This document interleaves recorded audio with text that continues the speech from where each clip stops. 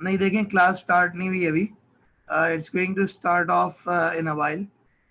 एक 2 मिनट के अंदर जब वो क्लास स्टार्ट हो जाएगी, so that's why you are unable to hear any audio up till now.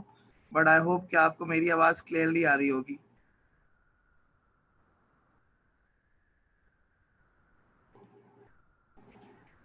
Lukman साहब, मेरी आवाज आ रही है? जी जी सर, क्लियर है आपकी आवाज़, बिल्कुल क्लियर है आपकी। हाँ।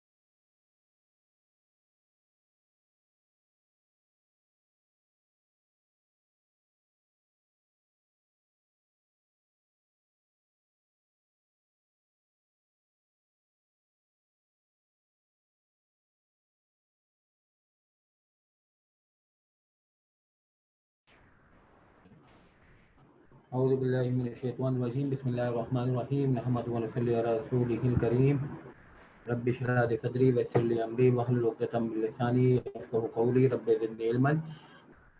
अस्सलामु अलैकुम, आपको दूसरे लेक्चर में खुशामदीद। आज जो है वो हम लोगों ने ये टॉपिक डिस्कस करना है कि पाकिस्तान में अगर बिज़नेस को करना हो तो उस सूरत हाल में कौन कौन सी पॉसिबल शक्लें हमें मार्केट में नज़र आती हैं। उसमें एक सोल प्रोप्राइटरशिप नज़र आती है, उसके अंदर पार्टनरशिप नज़र आती है, उसके अंदर कंपनीज नज़र आती है। अच्छा, कंपनीज जो है वो इन तमाम जो है वो बिज़नेस की शक्लों में सबसे कम तादाद में है। इस वक्त हमारे मुल्क में कोई कम व बेश जो है वो 1,08,000 कंपनियां हैं, और जो है वो अगर सोल प्रोप्राइटरशिप को देखा जाए तो सिर्फ कराची के अंदर जो है वो आपकी सोल प्रोप्राइटरशिप जो है वो एक मोहतात अंदाजा है। और दो टैक्स अथॉरिटीज इसके ऊपर कंसर्न है कि ये सारे लोग जो है वो रिटर्न क्यों फाइल नहीं करते। रिटर्न तो बहुत कम लोग फाइल करते हैं, मगर एक मोहतात अंदाजा यह है कि सिर्फ कराची के अंदर ही जो है वो कोई अराउंड जो है वो 1.5 मिलियन जो है वो सोल प्रोप्राइटर्स हैं सिर्फ कराची के अंदर। पूरे पाकिस्तान की बात कर ली जाए, लाहौर, इस्लामाबाद, दूसरे जो है वो शहरों की भी बात कर ली जाए, तो अराउंड जो है वो कोई 3.5 मिलियन जो है वो सोल प्रोप्राइटरशिप जो है वो आपको मिल जाएगी। और दो टैक्स रिकॉर्ड में बहुत कम है, मगर इतनी सारी सोल प्रोप्राइटरशिप, फिर इसके बाद जो है वो पार्टनरशिप भी जो है वो लाखों में है। फिर इसके बाद जो है वो कंपनी का नंबर आता है, कंपनी सिर्फ जो है वो 1,08,000 है। तो ये मामला क्या हुआ कि ये 1,08,000 भी कंपनीज एक्ट में क्यों आ गए? इन्होंने जो है वो अपने आप को सोल प्रोप्राइटरशिप और पार्टनरशिप के अंदर चलाना क्यों मुनासिब नहीं समझा? इनके ऊपर कोई ज़बरदस्ती थी या इनको कोई पॉइंट समझ में आ गया जो दूसरे लोगों को अभी तक समझ में नहीं आया? तो आज हमारी ये डिस्कशन, ये टॉपिक, और फिर जब हम इन लोगों के बारे में ये जान लेंगे कि इन्होंने बिल्कुल सही फैसला किया कंपनीज एक्ट में आने का, तो फिर इनके बारे में हम एक राय ये कायम करने की कोशिश करेंगे कि कंपनीज एक्ट में आने के बाद इनके पास क्या चॉइसेस हैं। क्या ये कोई पर्टिकुलर टाइप की कंपनी, क्या कोई पर्टिकुलर शेप की कंपनी जो है वो स्ट्रक्चर कर सकते हैं कि बस एक ही टाइप की यूनिफॉर्म कंपनी होती है कि वैरायटी होती है? जैसे आप और मैं किसी रेस्टोरेंट में चले जाएं तो रेस्टोरेंट में एक मेनू कार्ड हमेशा दे दिया जाता है। पहली बात तो ये कि रेस्टोरेंट में जाना हमें कोई जोर ज़बरदस्ती तो थी नहीं, मगर अगर हम चले गए तो उस सूरत हाल में हमें एक मेन्यू कार्ड जो है वो दे दिया जाता है, और इस मेन्यू कार्ड में हमारी सिलेक्शन होती है कि हम पर्टिकुलर टाइम पे कौन सा मील जो है वो सिलेक्ट करना चाहते हैं। इसी तरीके से कंपनी एक्ट में आना जो है वो हर किसी के लिए जोर ज़बरदस्ती तो नहीं है, मगर ये कि अगर कोई आ गया तो आने के बाद उसने अपने आप को कौन से मेन्यू के अंदर फिट करना है, वो 12 एक जो है वो तरीकाकार है जो इंशाल्लाह आज की क्लास में हम सीखेंगे। तो हमारे मुल्क में possible forms of doing the business जो है वो कॉर्पोरेट एंटिटी है, पार्टनरशिप है, सोल प्रोप्राइटरशिप है। तादाद के हिसाब से अगर देखा जाए तो ये पहले नंबर पे है, यानी कि जो है वो सोल प्रोप्राइटरशिप जो है वो पहले नंबर पे है, पार्टनरशिप जो है वो दूसरे नंबर पे है, और कॉर्पोरेट एंटिटीज जो है वो तीसरे नंबर पे है। ये सबसे कम तादाद में है, जो कम व बेश आज के दिन की बात करें तो अराउंड 1,08,000 है, और ये लाखों में है। और ये जो है वो बहरहाल जो है वो मिलियंस में है, इसके ऊपर जो है वो बहरहाल बहुत ज़्यादा जो है वो इन सारे लोगों का। तो ये लोग जो है ये क्यों यहाँ पे जो है वो खड़े नहीं रहे और यहाँ पे आ गए? इनको क्या पॉइंट ऐसा समझ में आ गया या क्या ज़बरदस्ती इनके ऊपर आ गई? इसके बारे में इंशाल्लाह आज हमें राय कायम करनी है। आप जब इंशाल्लाह अपनी पोजीशंस पे जाओगे ज़िंदगी में और एग्ज़ाम में बैठ जाते हो, तो आपको यही नहीं पता होता कि आप जो है वो जिस कॉर्पोरेट एंटिटी को डील कर रहे हो, ये कॉर्पोरेट एंटिटी बन क्यों गई? हालाँकि जो है वो इसको दूसरे जो है वो शेप के अंदर भी कारोबार करने की मुल्क में इजाज़त है। तो इसने क्यों अपने आप को जो है वो इधर जो है वो लाना मुनासिब समझा, या क्या इसके साथ ज़बरदस्ती हुई? उसके बारे में इंशाल्लाह आज हम जानेंगे। और जब इसको ये समझा देंगे कि तुम यहाँ पे बिल्कुल सही आए हो, और दूसरी है कि तुम्हें इसको ज़बरदस्ती में यहाँ पे लाया गया, तो फिर इसको ये भी समझाना पड़ेगा कि तुम्हारे पास जो है वो इसके यानी कि कंपनीज एक्ट के अंदर चॉइसेस हैं। तुम्हें ज़बरदस्ती नहीं है कि एक यूनिफॉर्म टाइप की ही कंपनी जो है वो तुम अपने बारे में डिफाइन करो। फिर नीचे जो है वो मैंने नोट नंबर 2 में आपके साथ शेयर करना है कि पॉसिबल चॉइसेस क्या हैं about type and structure of the company. अच्छा, कंपनी में सोल प्रोप्राइटरशिप में बेसिक डिफरेंस क्या होता है? ये सिंगल ओनर बिजनेस होता है, पार्टनरशिप मल्टी ओनर बिजनेस है। कॉर्पोरेट एंटिटी सिंगल ओनर भी हो सकती है जिसको सिंगल मेंबर कंपनी कहते हैं, मल्टी ओनर भी कहते हैं जिसको जो है प्राइवेट लिमिटेड और पब्लिक लिमिटेड कंपनी कहते हैं। और इसके अंदर जो है वो बिजनेस होता है जो वो सेपरेट एंटिटी कॉन्सेप्ट के तहत होता है। अब सेपरेट एंटिटी क्या होती है, इंशाल्लाह इसको डिटेल में भी देखेंगे, मगर इस वक्त जो है वो बारह ये देख लीजिएगा कि separation of ownership from underlying business risk. अगर आप अपने कारोबार के रिस्क को अपनी ज़िंदगी का ज़ाती रिस्क नहीं नहीं बनाना चाहते, आप ये चाहते हो कि अगर मैं जो कारोबार करूं वो कारोबार की हद तक ही रहे, उसके अंदर मेरी ज़ातियात जो है वो बहरहाल एक्सपोज ना हो, तो फिर आप अपने बिजनेस को कॉर्पोरेट एंटिटी में कीजिएगा।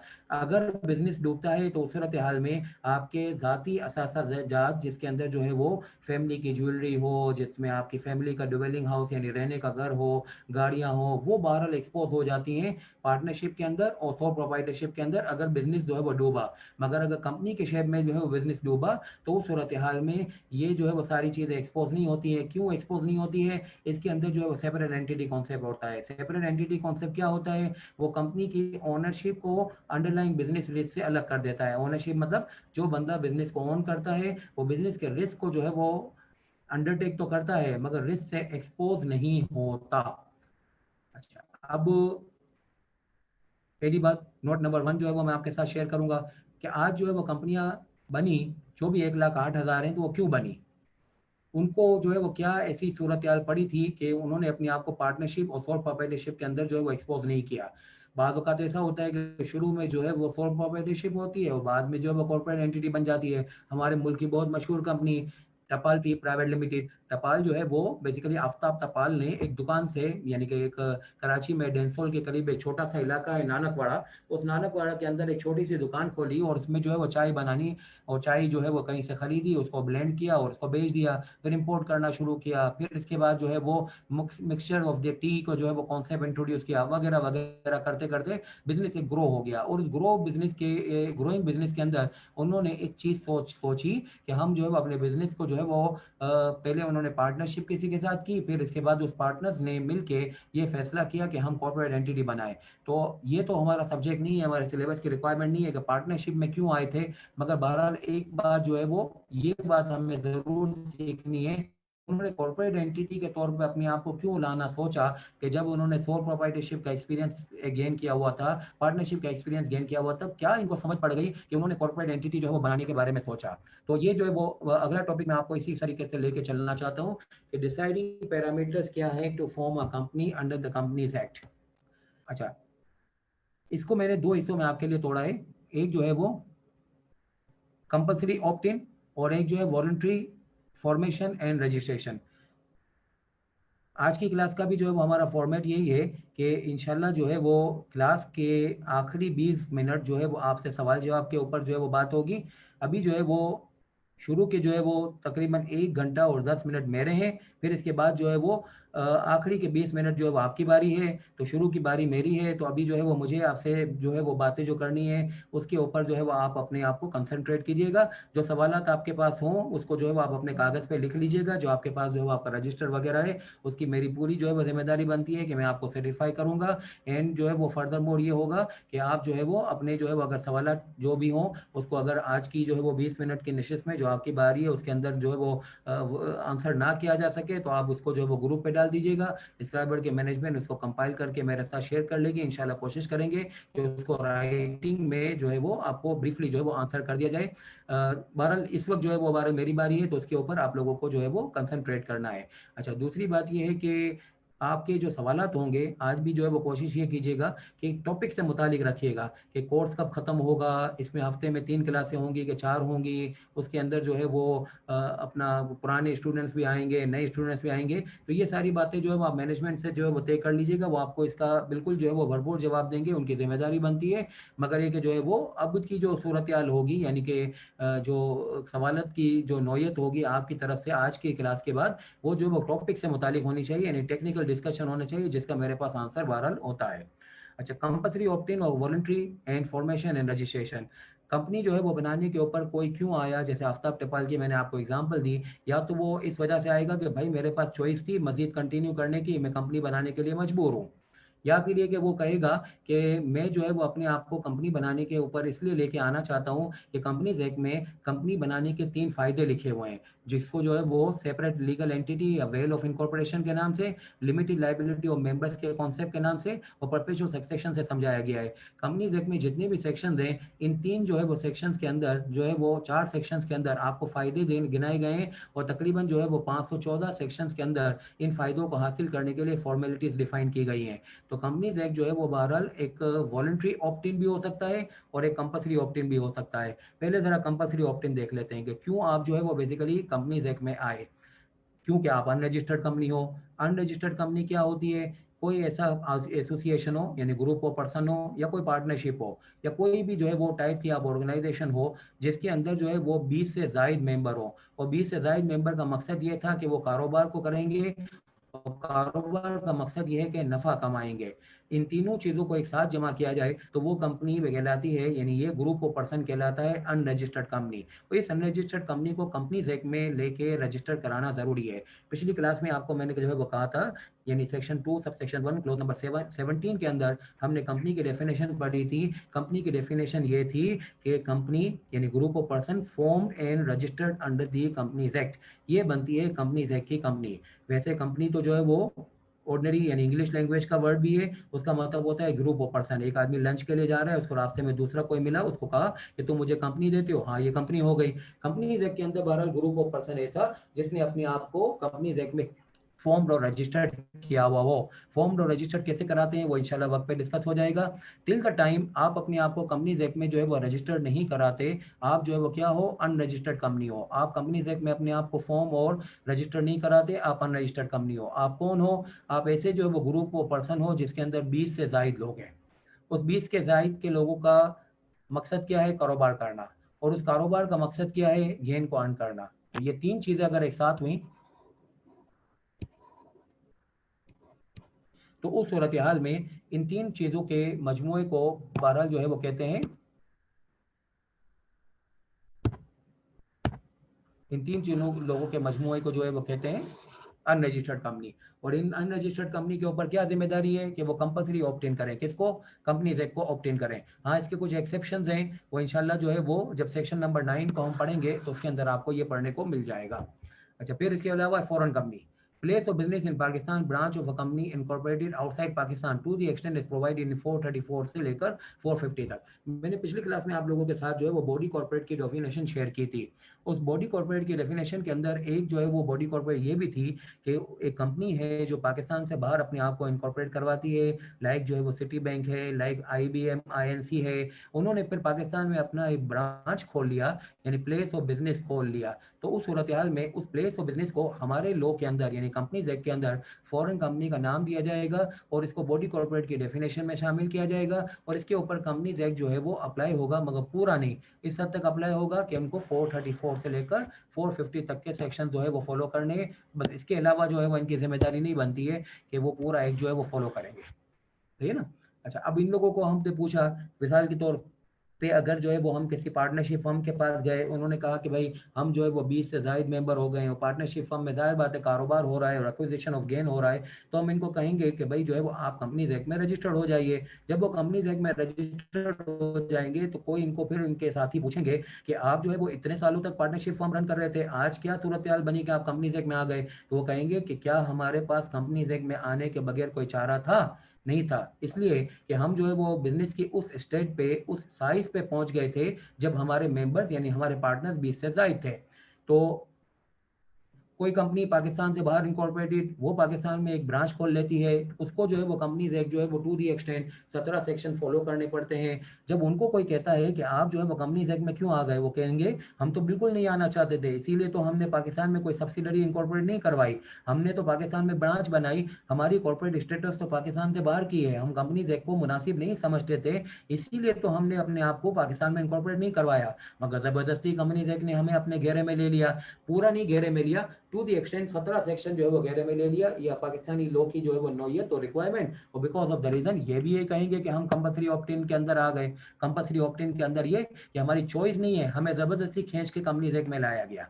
फिर कॉर्पोरेशन और body corporate establish under special enactment, मैंने आप लोगों से पिछली क्लास में बॉडी कॉर्पोरेट के अंदर ये भी बात की थी कि पाकिस्तान में कुछ सॉवरेन टाइप की कंपनीज हैं, लाइक PIA भी उसमें एक वक्त में शामिल थी। इसके अलावा स्टेट बैंक उसमें शामिल है, उसके अंदर पीएनएससी उसके अंदर शामिल है, पाकिस्तान इंजीनियरिंग कंपनी उसके अंदर शामिल है। तो पाकिस्तान में कुछ ऐसी ऑर्गेनाइजेशंस हैं जो कि पार्लियामेंट के सेपरेट इनेक्टमेंट के तहत, पार्लियामेंट ने कंपनीज एक्ट तो एक जनरल इनेक्टमेंट बनाया हुआ है, इसके अलावा एक स्पेशल इनेक्टमेंट जो बनता ही इसीलिए था कि जो है वो उसके लिए अंदर कोई कॉर्पोरेट एंटिटी को जन्म दिया जाए। जैसे एसबीपी एक्ट 1956 जो है वो पार्लियामेंट से बना हुआ एक कानून है, उसका मकसद ही यही है कि एक सेंट्रल बैंक को जन्म दिया जाए जो हमारे सामने है, स्टेट बैंक ऑफ पाकिस्तान के नाम से। तो पार्लियामेंट के स्पेशल इनेक्टमेंट के तहत भी पाकिस्तान में कॉर्पोरेट स्टेटस हासिल किए जाते हैं, और ये कॉर्पोरेट स्टेटस हासिल करने के बाद इसके अंदर जो है वो दो तरीके हो सकते हैं कि ये बेसिकली होती तो है स्पेशल इनेक्टमेंट के तहत बनी हुई ऑर्गेनाइजेशन फेडरल गवर्नमेंट की और प्रोविंशियल गवर्नमेंट की, जिसको आप लोगों ने पिछली क्लास में मेरे साथ पब्लिक सेक्टर कंपनी के नाम से भी पढ़ा था। मगर इसके अंदर जो है वो सूरत हाल ये होगी कि इसकी फाइनेंसिंग पूरी की पूरी फेडरल गवर्नमेंट ने की हुई होगी। तो इस सूरत हाल में इसकी जो है वो सिक्योरिटीज स्टॉक एक्सचेंज में लिस्टिंग नहीं होगी। और ऑन दी अदर हैंड अगर इसके अंदर पैसों की कमी के बाइस अगर जो है वो पब्लिक से पैसा लिया गया होगा तो ज़ाहिर बात है उस पैसे के लेने के एवज में जो सिक्योरिटीज जारी की हुई होंगी वो स्टॉक एक्सचेंज में ट्रेड हो रही होंगी, लिस्ट हुई होंगी। तो बॉडी कॉर्पोरेट या पार्लियामेंट के स्पेशल इनेक्टमेंट के तहत बनी हुई ऑर्गेनाइजेशन जो है, जिसको जो है वो कॉर्पोरेशन के नाम से उमूमी तौर पे कहा जाता है, उनके अंदर जो है वो लिस्टिंग और नॉन लिस्टिंग का फीचर हो सकता है। अगर वो लिस्टेड हैं तो उसके ऊपर कंपनीज एक्ट की कुछ इन्वॉल्वमेंट, अगर वो अनलिस्टेड हैं तो सूरत हाल में कंपनीज एक्ट बिल्कुल उनके ऊपर अप्लाई नहीं होगा। 505 दो सबसेक्शन नंबर 2 इसके बारे में बताता है कि अगर कॉरपोरेशन होगी और उसके अंदर जो है वो स्पेशल एनेक्टमेंट के तहत बनी हुई और उसकी सिक्योरिटीज लिस्टेड हैं, तो सिक्योरिटीज जब लिस्टेड होंगी तो उसके ऊपर कंपनीज एक्ट अप्लाई होगा और वो इस तक अप्लाई होगा। 130 नंबर जो कि मैं पिछली क्लास में आपको बता चुका हूँ, रजिस्ट्रार के पास annual list of member file करने की requirement.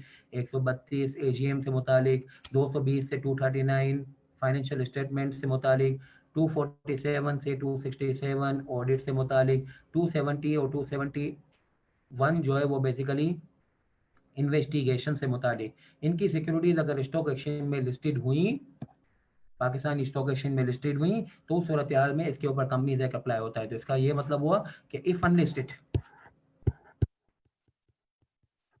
Like state life insurance corporation, companies act 2017 not applicable. अब कोई ऑडिट करने गया स्टेट लाइफ इंश्योरेंस कॉर्पोरेशन का, लास्ट ईयर मुझे किसी खातून की कॉल आई थी कि हम जो है वो इसको कोई भी सेक्शन बोलते हैं कि भाई ये आपका मसला है, ये आपका मसला है, आपने तो क्लास में हमें पढ़ाया था। तो क्लास में पढ़ाते वक्त जो है वो जो सेक्शंस आपको पढ़ाए गए थे वो हैं जो आपने पिछली क्लास में पढ़ा कि कंपनीज एक्ट के अंदर बनी हुई कंपनी, अगर कंपनीज एक्ट में बनी हुई कंपनी नहीं है, पार्लियामेंट के स्पेशल एनेक्टमेंट के तहत बनी हुई है जैसे कि पीएनएससी है, तो उसके ऊपर जो है वो कंपनीज एक्ट बहरहाल अप्लाई होगा लिमिटेड वे में, क्योंकि इसकी सिक्योरिटीज लिस्टेड है। स्टेट लाइफ इंश्योरेंस कॉर्पोरेशन का ऑडिट करने जो वो खातून गई हुई थी, उनको बिल्कुल कंपनीज एक्ट फॉलो नहीं करना, इसके ऊपर जो है वो कंपनीज एक्ट बिल्कुल अप्लाई नहीं होगा, क्योंकि कंपनीज एक्ट जो है वो कहता है कि कॉर्पोरेट और बॉडी कॉर्पोरेट के ऊपर जब इसकी सिक्योरिटीज लिस्टेड हो, स्पेशल एनेक्टमेंट के तहत बनी हुई, जब उसकी जो है वो सिक्योरिटीज लिस्ट होंगी तो ही उसके ऊपर कंपनीज एक्ट अप्लाई होगा, वो भी लिमिटेड सेंस में, पूरा नहीं अप्लाई होगा।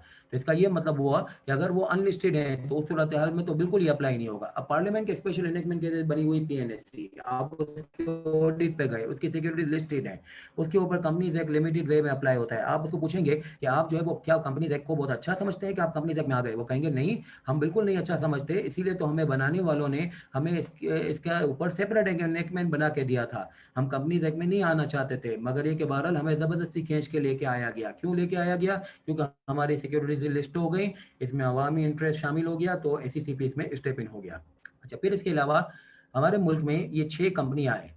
अगर ये कंपनियां बनाओगे, जिसको मुल्क में हमेशा कहा जाता है स्पेशलाइज कॉर्पोरेट सेक्टर या स्पेशलाइज कंपनीज, इनको अगर ये हमारे सिलेबस का पार्ट भी है, सिवाय जो है वो 5वें नंबर को छोड़ के बाकी सारा हमारे सिलेबस का पार्ट भी है, अगर ये कंपनियां मुल्क में बनानी होगी तो लाजमी तौर पे हमें कंपनीज एक्ट में कंपनी बनानी पड़ेगी।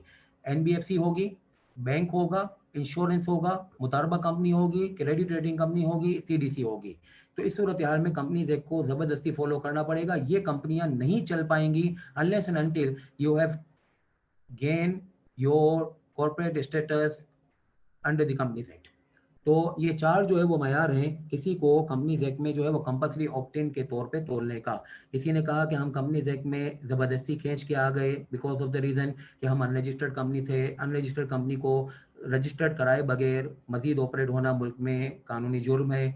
अगर जो है वो हम फ़ॉरेन कंपनी है, पाकिस्तान से बाहर बने हुए हैं, हम पाकिस्तान में प्लेस ऑफ बिज़नेस जिसको ब्रांच कहते हैं खोलेंगे तो हमें कंपनीज एक्ट फ़ॉलो करना पड़ेगा। इसके बगैर कोई चारा नहीं है। पार्लियामेंट के स्पेशल इनेक्टमेंट के तहत बनी हुई कॉर्पोरेट एंटिटी उसको तो आना ही नहीं था कंपनीज एक्ट में, इसीलिए तो पार्लियामेंट का सेपरेट इनेक्टमेंट बना। मगर जब उसने अवामी पैसा रेज किया because of the reason raise किया कि उसको जो है वो ज़रूरत थी फंडिंग की, तो उस सूरत हाल में इसकी सिक्योरिटीज स्टॉक एक्सचेंज में लिस्टिंग होगी और इसके ऊपर जो है वो बारह कंपनीज एक्ट जो है वो सिलेक्टेड वे में अप्लाई होना शुरू हो जाएगा। और इसके अलावा पार्लियामेंट के इनेक्टमेंट के अलावा ये जो है वो जो स्पेशलाइज कंपनीज होती हैं जिसके नीचे लिस्टिंग लिखी हुई है, इसमें 6 में से 5 कंपनियां आपके सिलेबस का पार्ट भी हैं। इनको जब पाकिस्तान में बनाना होगा तो लाजमी तौर पे आपको कंपनीज एक्ट में कॉर्पोरेट वेल हासिल करना पड़ेगा, यानी कॉर्पोरेट शेप हासिल करनी पड़ेगी। ये वो लोग हैं जो उनको कंपनीज एक्ट में आने के ऊपर कोई उनसियत या बहरहाल जो है वो कोई इंसेंटिव महसूस नहीं हो रहा था, but because of the reason कि उनकी साख्त ऐसी है, उनका काम ऐसा कि उनको कंपनीज एक्ट में आना पड़ा। यानी कि उनकी साख्त ऐसी कि ये पाकिस्तान में ब्रांच खोल लेते हैं या फिर एक या रजिस्टर्ड कंपनी होते हैं या उनके काम ऐसे कि उन्होंने जो है वो बहरहाल ये करना शुरू कर दिया, तो लिस्टिंग ले ली यहाँ पे प्लेस खोल लिया, यहाँ पे जो 20 से ज़ायद मेंबर हो गए, तो ये साख्त की बेस पे इन स्ट्रक्चर की बेस पे अपने आप को जो है वो कंपनीज एक्ट में लेके आ गए और जो है वो ये अपने कारोबार की बेस पे कंपनीज एक्ट में लेके आ गए और इनको ज़बरदस्ती लाया गया।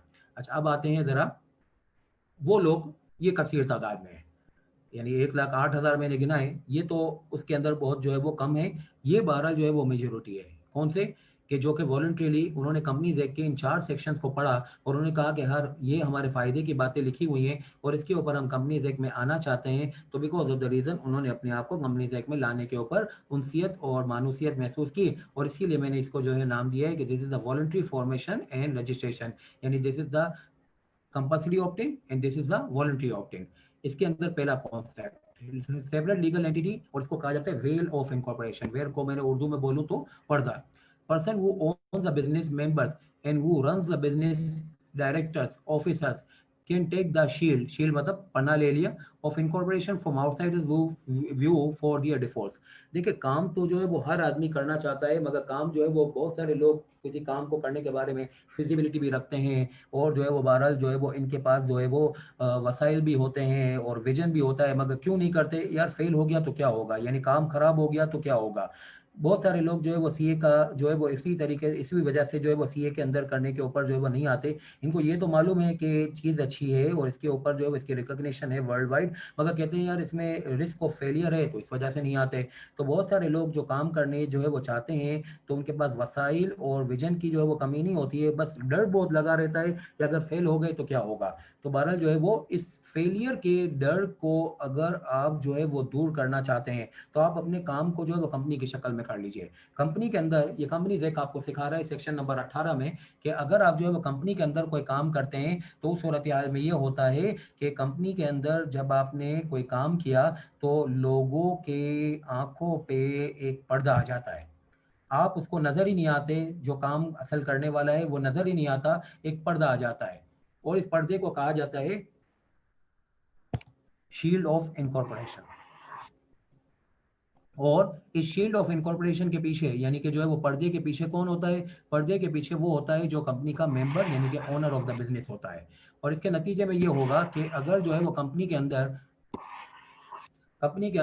अगर जो है वो फेल हो गया, यानी कंपनी के अंदर कारोबार जो है वो गलत हो गया, तो उस सूरत हाल में जो कुछ भी होगा वो कंपनी के सर पे पड़ेगा, आपको बहरहाल जो है वो कोई ब्लेम नहीं करेगा। The above veil is not workable in certain situations which are provided in the ordinance where separate entity of the company will be de-recognized and rather the persons behind the company will be looked into the order in order to establish the responsibility of certain type of acts. Such situations are called lifting of veil of incorporation. Section number आप इंशाल्लाह 19 में पढ़ेंगे कि company को, public company जिसके पास जो है वो शेयर कैपिटल होता है, उसको एक certificate of commencement of business लेना पड़ता है आफ्टर द इनकॉर्पोरेशन। अगर certificate of commencement of business लिए बगैर आप कारोबार करना शुरू हो गए तो कारोबार में जितनी भी कॉन्ट्रेक्चुअल ऑब्लिगेशन है उसके लिए जिम्मेदारी उस शख्स की होगी जिसने उस कॉन्ट्रेक्चुअल ऑब्लिगेशन को इनकर किया है, लोन लिया है, और जो है वो कोई और जो है वो इन्वेंट्री की जो है वो परचेज की जो है वो कॉन्ट्रैक्ट साइन की है। All the obligation will be on such people, on such persons who have signed the contract, who have undertook the liability. In that case जो है वो liability कंपनी की नहीं होगी, क्योंकि जो है वो आपने certificate of commencement of business नहीं लिया। अब ऐसी सूरत हाल में कि जब कंपनी की काम के लिए आपने कोई लाइबिलिटी और कोई जो है वो ऑब्लिगेशन इनकर की, मगर कंपनी के ऊपर वो लाइबिलिटी डालने के बजाय आपके सर पे वो लाइबिलिटी बन गई, तो उसको क्या कहते हैं? उसको कहते हैं separate entity concept derecognise, separate entity concept derecognise. और इसको जो है वो कॉन्सेप्चुअली क्या कहा जाता है? Lifting of veil of incorporation. Well of incorporation यानी कि इनकॉर्पोरेशन का पर्दा जिसके पीछे आप छुप के काम कर रहे थे, अब इसको लिफ्ट कर लिया जाएगा, यानी उसको उठा लिया जाएगा। और जो है वो फिर इसको कंपनी को जो है वो नहीं देख रहा होगा वो क्रेडिटर और वो लेंडर, बल्कि किसको देख रहा होगा? जिसने लोन एग्रीमेंट को साइन किया in order to recover the amount.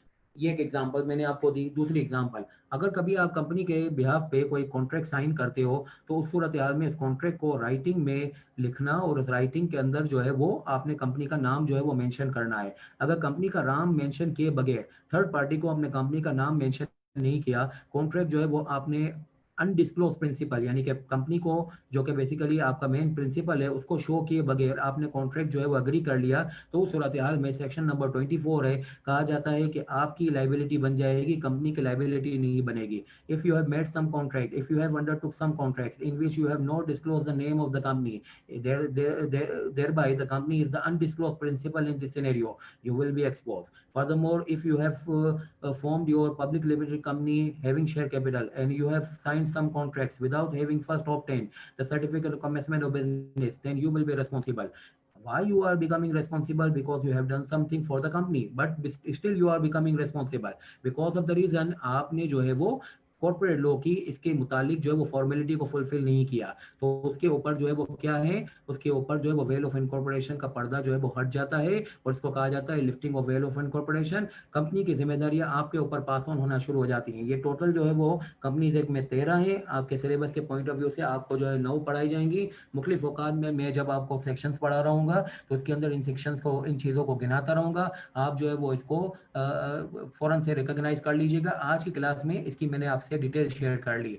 जब कंपनी बनाते हो तो कंपनी बनाते वक्त आप जो है वो बेसिकली बिहाइंड द सीन जो है वो आप जो है वो इसके ऑपरेटर हो, मगर एक बार जो है वो आपको ये ख्याल रखना होगा कि कुछ मखसूस हालात में आप कुछ मखसूस फॉर्मेलिटीज़ को फुलफिल कर लीजिए। Like public limited company having share capital में आप जो है वो लाजमी तौर पर certificate of commencement of business ले लीजिएगा, और अगर कंपनी के ब्याह पे कोई कॉन्ट्रैक्ट को साइन करें तो उसमें कंपनी का नाम डिस्क्लोज कर दीजिएगा। If you have not followed the related formalities then the veil of incorporation will not be workable. तो ये बहरहाल veil of incorporation of lifting of veil of incorporation.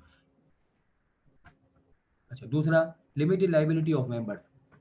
All the liabilities, obligations contracted in the name of the company will be discharged by the company out of the assets of the company. Members will not be required to contribute in assets of the company for the purpose of enabling the company to discharge the liabilities. However, exceptionally, depending upon the structure of the company and as specified under the Act, members may require contributing a specified amount in the assets of the company in order to enable the company to discharge the liabilities or obligation.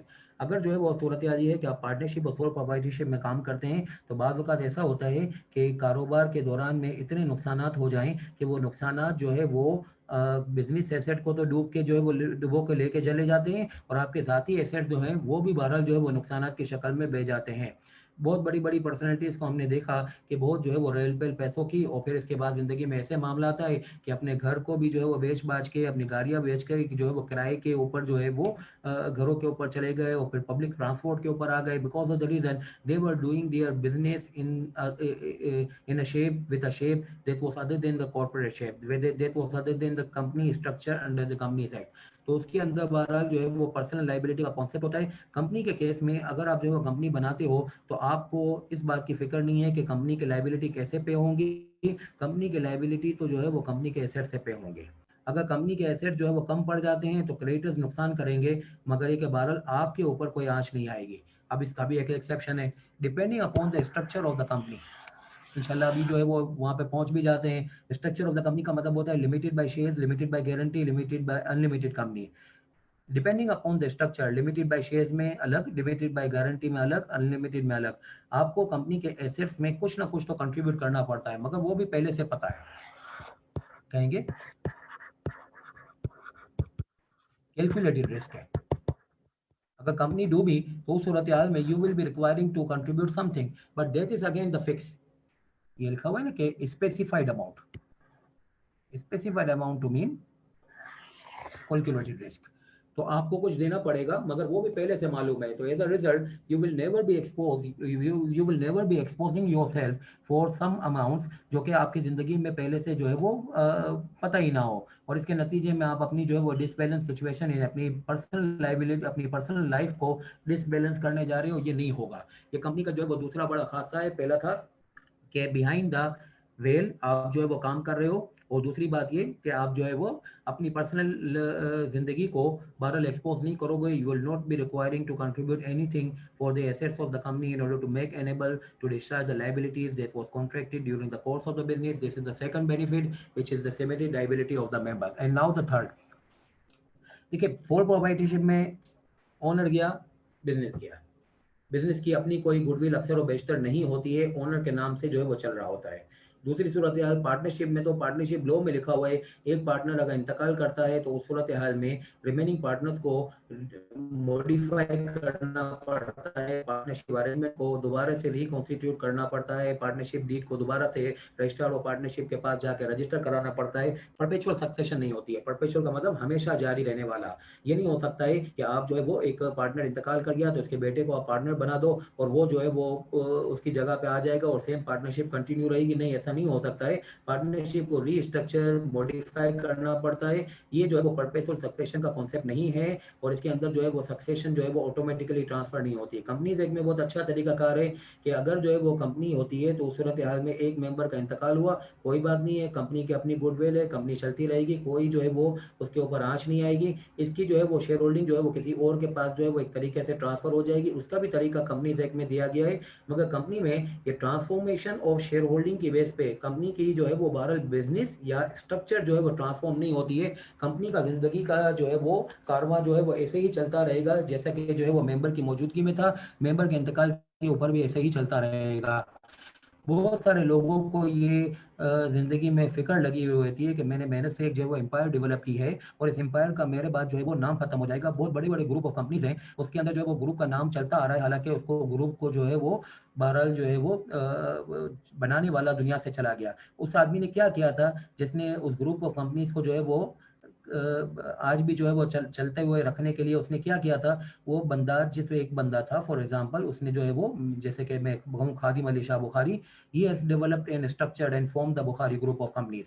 इन्होंने क्या किया कि एक जो है वो showroom से अपनी ज़िंदगी शुरू की, सोल प्रोप्राइटरशिप से शुरू की, फिर इसके बाद जो है वो अब तो ये दुनिया से चले गए, थर्ड जनरेशन इनकी आ गई। आदम जी सेम सिचुएशन है, आदम जी ग्रुप। आदम जी ग्रुप आज भी जो है वो उसी आदम जी के नाम से कैसे चल रहा है? Because of the reason they have developed and formed their structure on the basis of the corporate shape under the Companies Act. Companies Act में perpetual succession का कॉन्सेप्ट है। अगर जो है वो मिस्टर आदम जी एक जो है वो दुनिया से चले गए तो इसके बाद इनका बिजनेस डैमेज नहीं होगा, इनके बिजनेस जो है वो खत्म नहीं हो जाएगा। बिजनेस की जो है वो कॉर्पोरेट स्टेटस डेवलप रहेगी because of the reason companies act का वन ऑफ द बेनिफिट है जिसको कहते हैं perpetual succession. Incoming and outgoing members will not affect the continuation constitution and its continuity. Company चलती रहेगी, कंपनी के अंदर जो है वो कोई कॉन्स्टिट्यूशन में भी फर्क नहीं आएगा, कोई कंटिन्यूटी में भी फर्क नहीं आएगा, क्योंकि कंपनी की अपनी गुडविल है, अपना स्टेटस है। The company will B continued as a separate legal entity till its winding up and dissolution. The memorandum and article shall when registered bind the company and the members thereof to the same extent as they respectively had been signed by each member. अगर कोई जो है वो company के अंदर जो है वो मेंबर बनता है तो उस सूरत हाल में जब वो मेंबर के तौर पे जो है वो साइन करता है कि मैं कंपनी का मेंबर हूँ, तो उस सूरत हाल में उस रजामंदी के वक्त उसने एग्री कर लिया है कि मेरे आने जाने से कंपनी के ऊपर जो है वो ये कंटिन्यूटी और कॉन्स्टिट्यूशन पे फर्क नहीं आएगा। The company will be continuing similar to the pattern that was operating since when I was in the company. If I am leaving the company then still the company will be continued with the same structure and with the same pace and the zeal. तो ये हमारा अल्लाह का शुक्र एक topic मैंने निपटा दिया कि अगर आप जो है वो कंपनी एक्ट के अंदर आ गए तो आने के ऊपर आपने दो में से एक बात करनी है कि मैं कंपल्सरी ऑप्ट-इन की वजह से आया या फिर वॉलंटरी ऑप्ट-इन के वजह से आया। अगर ये दोनों आपको जो है वो मुतासिर नहीं कर रहे या रिक्वायर्ड नहीं कर रहे कि कंपनी एक्ट में आइए, तो उस सूरत हाल में मेजॉरिटी इसी पैटर्न पे खड़ी हुई है कि इनको ये चीज़ समझ में नहीं आई, ये चीज़ एप्लीकेबल नहीं हुई, तो उनके ऊपर जो है वो फिर क्या हुआ, उन्होंने अपने आप को सोल प्रोप्राइटरशिप में, उन्होंने अपने आप को जो है वो पार्टनरशिप में कैरी किया हुआ है। और मैंने आपको ये कहा कि मेजॉरिटी वही है जिनको जो है वो बहरहाल ये चीज़ें समझाने की ज़रूरत है कि आप जो है अपने आप को इन चीज़ों से जो है वो मुतासिर कीजिए और अपने आप को कंपनी एक्ट में लेके आइए, वरना अदरवाइज़ जो है अगर ये चीज़ उनके पास नहीं पहुँची तो सूरत हाल ये होगी कि वो सोल प्रोप्राइटरशिप और पार्टनरशिप में ही ऑपरेट होते रहेंगे। मुल्क में जितनी ज़्यादा कंपनियाँ बनी, उसी पैटर्न के ऊपर हमारा प्रोफेशन भी इंशाल्लाह ग्रो होगा। हमारा प्रोफेशन जो है वो इसी के ऊपर तो खड़ा हुआ है कि कंपनीज एक्ट के अंदर रिक्वायरमेंट है कि कंपनियों का ऑडिट चार्टर्ड अकाउंटेंट करेंगे, and because of the reason ये चीज़ हमें जो है वो बहरहाल हमारे प्रोफेशन को फ्लरिश की हुई है और हमारे प्रोफेशन की जो है वो बहरहाल जान है, आन है। अगर जो है वो कंपनियां मुल्क में ना हो तो उस सूरत हाल में हमारा जो है वो बहरहाल जो प्रोफेशनल स्टेटस है उसकी इतनी जो है वो बहरहाल रिकग्निशन नहीं होगी जो कि अदरवाइज जो है वो कंपनियां होने की सूरत हाल में होती। तो जितनी ज़्यादा मुल्क में कंपनियां होगी और ये मेरिट पे जो है वो डिजर्व करते हैं ये पॉइंट्स कि कंपनियां होनी चाहिए जो मुल्क की जो है वो बहरहाल प्रोमिनेंस के लिए भी ज़रूरी है और हमारी प्रोफेशन के लिए भी ज़रूरी है।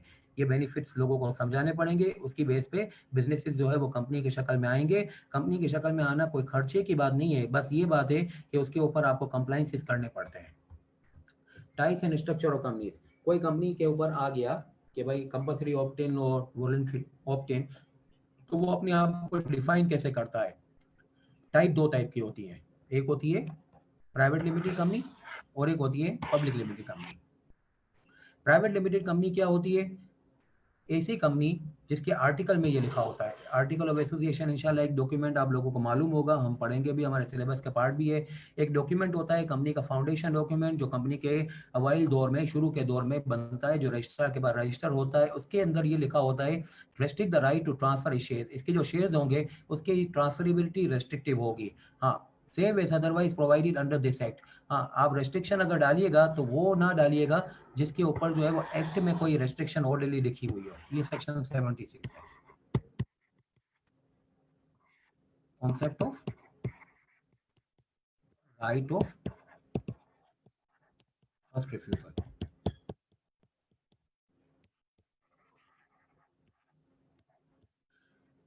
लो में प्राइवेट कंपनी के शेयर्स की ऑलरेडी ट्रांसफर की ऑलरेडी एक रेस्ट्रिक्शन लिखी हुई है जिसको कहा जाता है concept of right of first refusal. वो तो अपनी जगह पे बरकरार है। इसके बाद इसके आर्टिकल में और कुछ भी रेस्ट्रिक्शन लिखी हुई होती हैं, इसकी आर्टिकल की ये रेस्ट्रिक्शन लिखना ज़रूरी है और इसके ऊपर राइट ऑफ फर्स्ट रिफ्यूजल को ऑनर करना ये ज़रूरी है। इसके आर्टिकल में ये खासा होगा तो वो प्राइवेट कंपनी कहलाएगी। अक्सर व बेशतर आज के दिन आर्टिकल जो बनेगा उसके अंदर यही लिखा होगा कि we are accepting the restriction as provided in section 76। 76 में जो रेस्ट्रिक्शन लिखी हुई है उसको तो अवॉइड नहीं किया जा सकता। कुछ और डालना है तो डाल दीजिए, आपके आर्टिकल में रेस्ट्रिक्शन की हेडिंग जरूर आ रही होगी। अक्सर और बेशतर आप वही रेस्ट्रिक्शन लिख दोगे जो सेक्शन 76 में लिखी हुई है, जिसको मैं आपको अभी इंशाल्लाह थोड़ी देर में पढ़ा रहा हूँ, जिसको कहा जाता है राइट ऑफ फर्स्ट रिफ्यूजल। अच्छा, इसके बाद limit the number of members to 50 not including person who are in employment of the company. अगर जो है वो कंपनी के मेंबर्स जो है वो शामिल किए जाएंगे तो मैक्सिमम 50, मगर ये 50 के अलावा अगर कोई और डालें तो उस सूरत हाल में वो एम्प्लॉयमेंट में होने चाहिए। इसकी क्या एग्जांपल, एक कंपनी है for example private limited company, उसका आप ऑडिट करने चले गए और उस ऑडिट के दौरान में आपने देखा कि भाई इसके अंदर जो है वो 52 मेंबर्स नजर आ रहे हैं। कंपनी के रजिस्टर्ड मेंबर्स में देखा जिन्होंने कंपनी की शेयर होल्डिंग कैरी की हुई है वो 52 हैं। तो आपने कहा ये कैसे हो गया 52? तो उसमें जो है वो सूरत हाल ये पता चली कि इसमें 47 मेंबर्स ऐसे हैं जो कंपनी के साथ मुलाजमत का दर्जा नहीं रखे हुए, they are just provider of the finance to the company. बाकी 5 मेंबर ऐसे हैं जो कि कंपनी में कोई कंपनी सेक्रेटरी बना हुआ है, कोई सीएफओ बना हुआ है, कोई जो है वो मार्केटिंग मैनेजर बना हुआ है, वगैरह वगैरह। तो 52 में से उन मेंबर्स को माइनस कर दीजिए जो कि एम्प्लॉयमेंट के अंदर हैं। उसको माइनस करने के बाद 5 माइनस करने के बाद 47 ले गए। Yes, this is the in line with the limit provided under section 2 subsection 1 clause number 49। तो अगर आप जो है वो 50 मेंबर रखिएगा, 50 से जायद अगर मेंबर होंगे तो उस सूरत हाल में आप अपने आप को ऐसे महफूज कीजिएगा कि 50 से जायद जो मेंबर हैं they are some there are some members who are in the employment of the company. The members who are in the employment of company will not be considered within the limit of the 50. अच्छा, फिर इसके बाद इसी के मुतालिक एक बात नीचे भी लिखी हुई है 50 की गिनती के मुतालिक, 50 की गिनती के मुतालिक एक नीचे भी बात लिखी हुई है। अगर ज्वाइंट शेयर होल्डिंग हो, अच्छा, ज्वाइंट शेयर होल्डिंग में 2 मेंबर मिलके एक शेयर होल्डिंग कैरी करते हैं, 3 मेंबर मिलके शेयर होल्डिंग कैरी करते हैं, 4 कैरी करते हैं, कितने जो है वो ज्वाइंट होल्डिंग में हो सकते हैं शेयर होल्डिंग के बारे में ये आर्टिकल में लिखा हुआ होगा। 2 होंगे, 3 होंगे, 4 होंगे, 12 एक से ज्यादा होंगे जब भी ज्वाइंट होल्डिंग कहलाएगी। अब जब ज्वाइंट होल्डिंग होती है तो उस सूरत हाल में शायद आर्टिकल में लिखा हुआ है कि 3 मैक्सिमम होंगे ज्वाइंट होल्डिंग के अंदर, 4 लोग मिलके जो है वो ज्वाइंट होल्डिंग कर सकते हैं। बाज़ औक़ात किसी आर्टिकल में लिखा होगा 2 लोग मिलके ज्वाइंट होल्डिंग कर सकते हैं। तो 2 लोग अगर ज्वाइंट होल्डिंग कर रहे हैं तो उस सूरत हाल में 2 मेंबर गिने जाएंगे कि 1 मेंबर गिना जाएगा। तो लॉ ने कहा हुआ है कि फॉर दिस पर्पस, यानी आज की क्लास के लिए आप इसको 2 लोगों को एक गिनिएगा अगर 50 की गिनती का टॉपिक हो। इसको पूरी जगह पे यानी कंपनीज एक्ट में हर जगह पे इस बात को अप्लाई ना कीजिएगा, सिर्फ आज की क्लास के लिए कि 50 मेंबर्स की गिनती गिननी हो। उस सूरत हाल में अगर ज्वाइंट होल्डर्स नजर आए about a particular share holding तो ज्वाइंट होल्डर को एक मेंबर गिनिए जाएगा बजाय इसके कि every joint holder is being accounted for as a separate member. समझ ना? तो ये 50 की मेंबर की गिनती की तादाद किसको किसको निकाल दिया, ज्वाइंट होल्डर्स में जो फर्स्ट बेसिकली जो है वो मेंबर होगा with in the joint holder उसको जो है वो गिना जाएगा, बाकियों को नहीं गिना जाएगा। और इसके बाद ये कि जो है वो एम्प्लॉयमेंट के अंदर जो मेंबर होंगे उनको जो है वो बहरहाल एक्सक्लूड कर दिया जाएगा ऑन द बेसिस जो है वो you will be counting the limit of the 50। अच्छा, prohibits any invitation to the public to subscribe for the shares if any or debentures or redeemable capital of the company. Debentures debt security होती है और जो है वो redeemable capital भी debt security होती है, मगर ये शरिया कंप्लाइंट होती है। इन इसमें जो है वो नफ़े नुकसान की बेस पे जो है वो डेट बोरो की जाती है। यहाँ पे फिक्स इंटरेस्ट की बेस पे बोरो की जाएगी और इक्विटी शेयर्स तो आपको मालूम ही है। तो अगर जो है वो कोई भी एक जो है वो सिक्योरिटी रेज करते वक्त आपने पब्लिक सब्सक्रिप्शन का जो है वो सहारा लिया तो उस सूरत में you are not allowed to form your private company. Private company जो है वो कभी भी पब्लिक सब्सक्रिप्शन रेज नहीं करती, ना शेयर्स के बारे में, ना डिबेंचर्स के बारे में, ना रिडीमेबल कैपिटल के बारे में। तो ये तीनों शराइत एक साथ पूरी करनी जरूरी है। ये एंड लिखा हुआ है। जब 2 3 4 पॉइंट हो तो सेकंड लास्ट पॉइंट के ऊपर देख लीजिएगा उसमें एंड लगा हुआ है कि और लगा हुआ है। और का मतलब होता है कि भाई कोई भी एक, और अगर एंड लगा हो तो इसका मतलब है सारी शराइत एक साथ। क्या 3 शराइत हो गई? शेयर्स की ट्रांसफरेबिलिटी रेस्ट्रिक्टेड, प्रोहिबिटेड नहीं होती है, रेस्ट्रिक्टेड होती है। आप प्रोहिबिटेड बातों का एग्जाम में लिख देते हो पर नुकसान होगा। प्रोहिबिटेड नहीं है, रेस्ट्रिक्टेड है। क्या रेस्ट्रिक्शन होगी? रेस्ट्रिक्शन जो है वो एक तो एक्ट में खुद ही लिखी हुई है जिसका नाम है 76 और आजकल जो है वो सब लोग इसी को लिख लेते हैं। और दूसरी बात ये कि अगर कोई और रेस्ट्रिक्शन डालना चाहती हो जो कि जो है वो बहरहाल इसके अलावा अक्सर और बेशतर प्रैक्टिकल लाइफ में समझ में नहीं आती तो नतीजतन यही लिख दी जाती है। और फिर दूसरी बात ये कि इसके नंबर ऑफ मेंबर्स की तादाद लिमिटेड होती है यानी कि 50, और 50 की गिनती के लिए एम्प्लॉयमेंट के अंदर और जॉइंट होल्डिंग के अंदर जो वो ख्याल रखिएगा उसके अंदर एग्जाम में सिनेरियोज आ सकते हैं।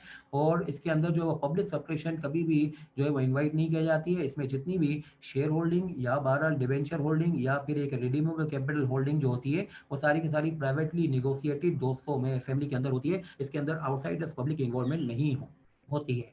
ये तीनों शराइत एक साथ पूरी करेंगे और ये तीनों शराइत का इकरार कीजिएगा लिखाई में, कहाँ पे? आर्टिकल में। तो उसकी बेस पे ये कंपनी बनाएगी कि प्राइवेट कंपनी। अच्छा, इसी तरीके से अब पब्लिक कंपनी होती है। पब्लिक कंपनी में means a company which is not a private company. अब इसको अब उल्टा करके पढ़िए, इसकी ये डेफिनेशन तो लॉ की डेफिनेशन है। इसके आर्टिकल में क्या होगा?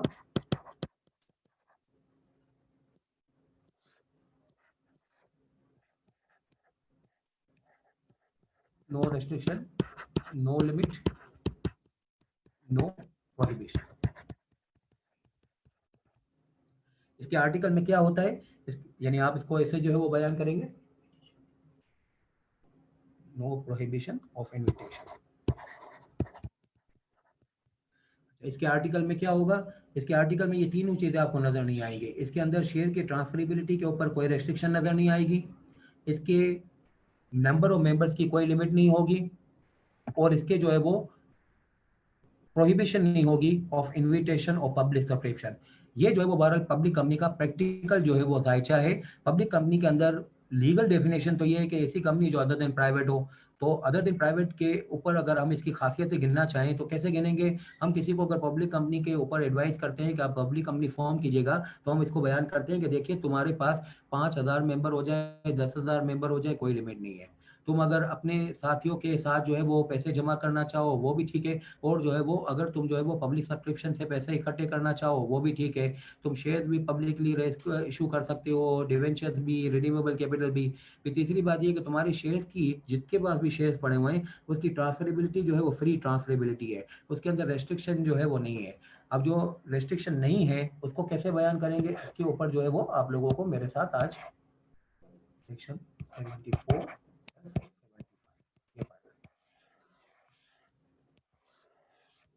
Free transferability of the shares होती है, यानी कि no restriction over the transfer of share होती है। 74 और 75 में पता चलेगा।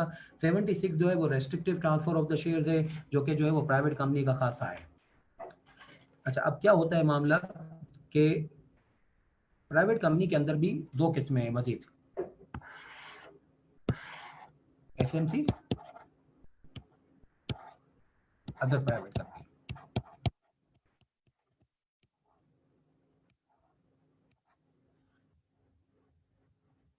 अच्छा, जैसे कि एसएमसी सिंगल मेंबर कंपनी और other private company.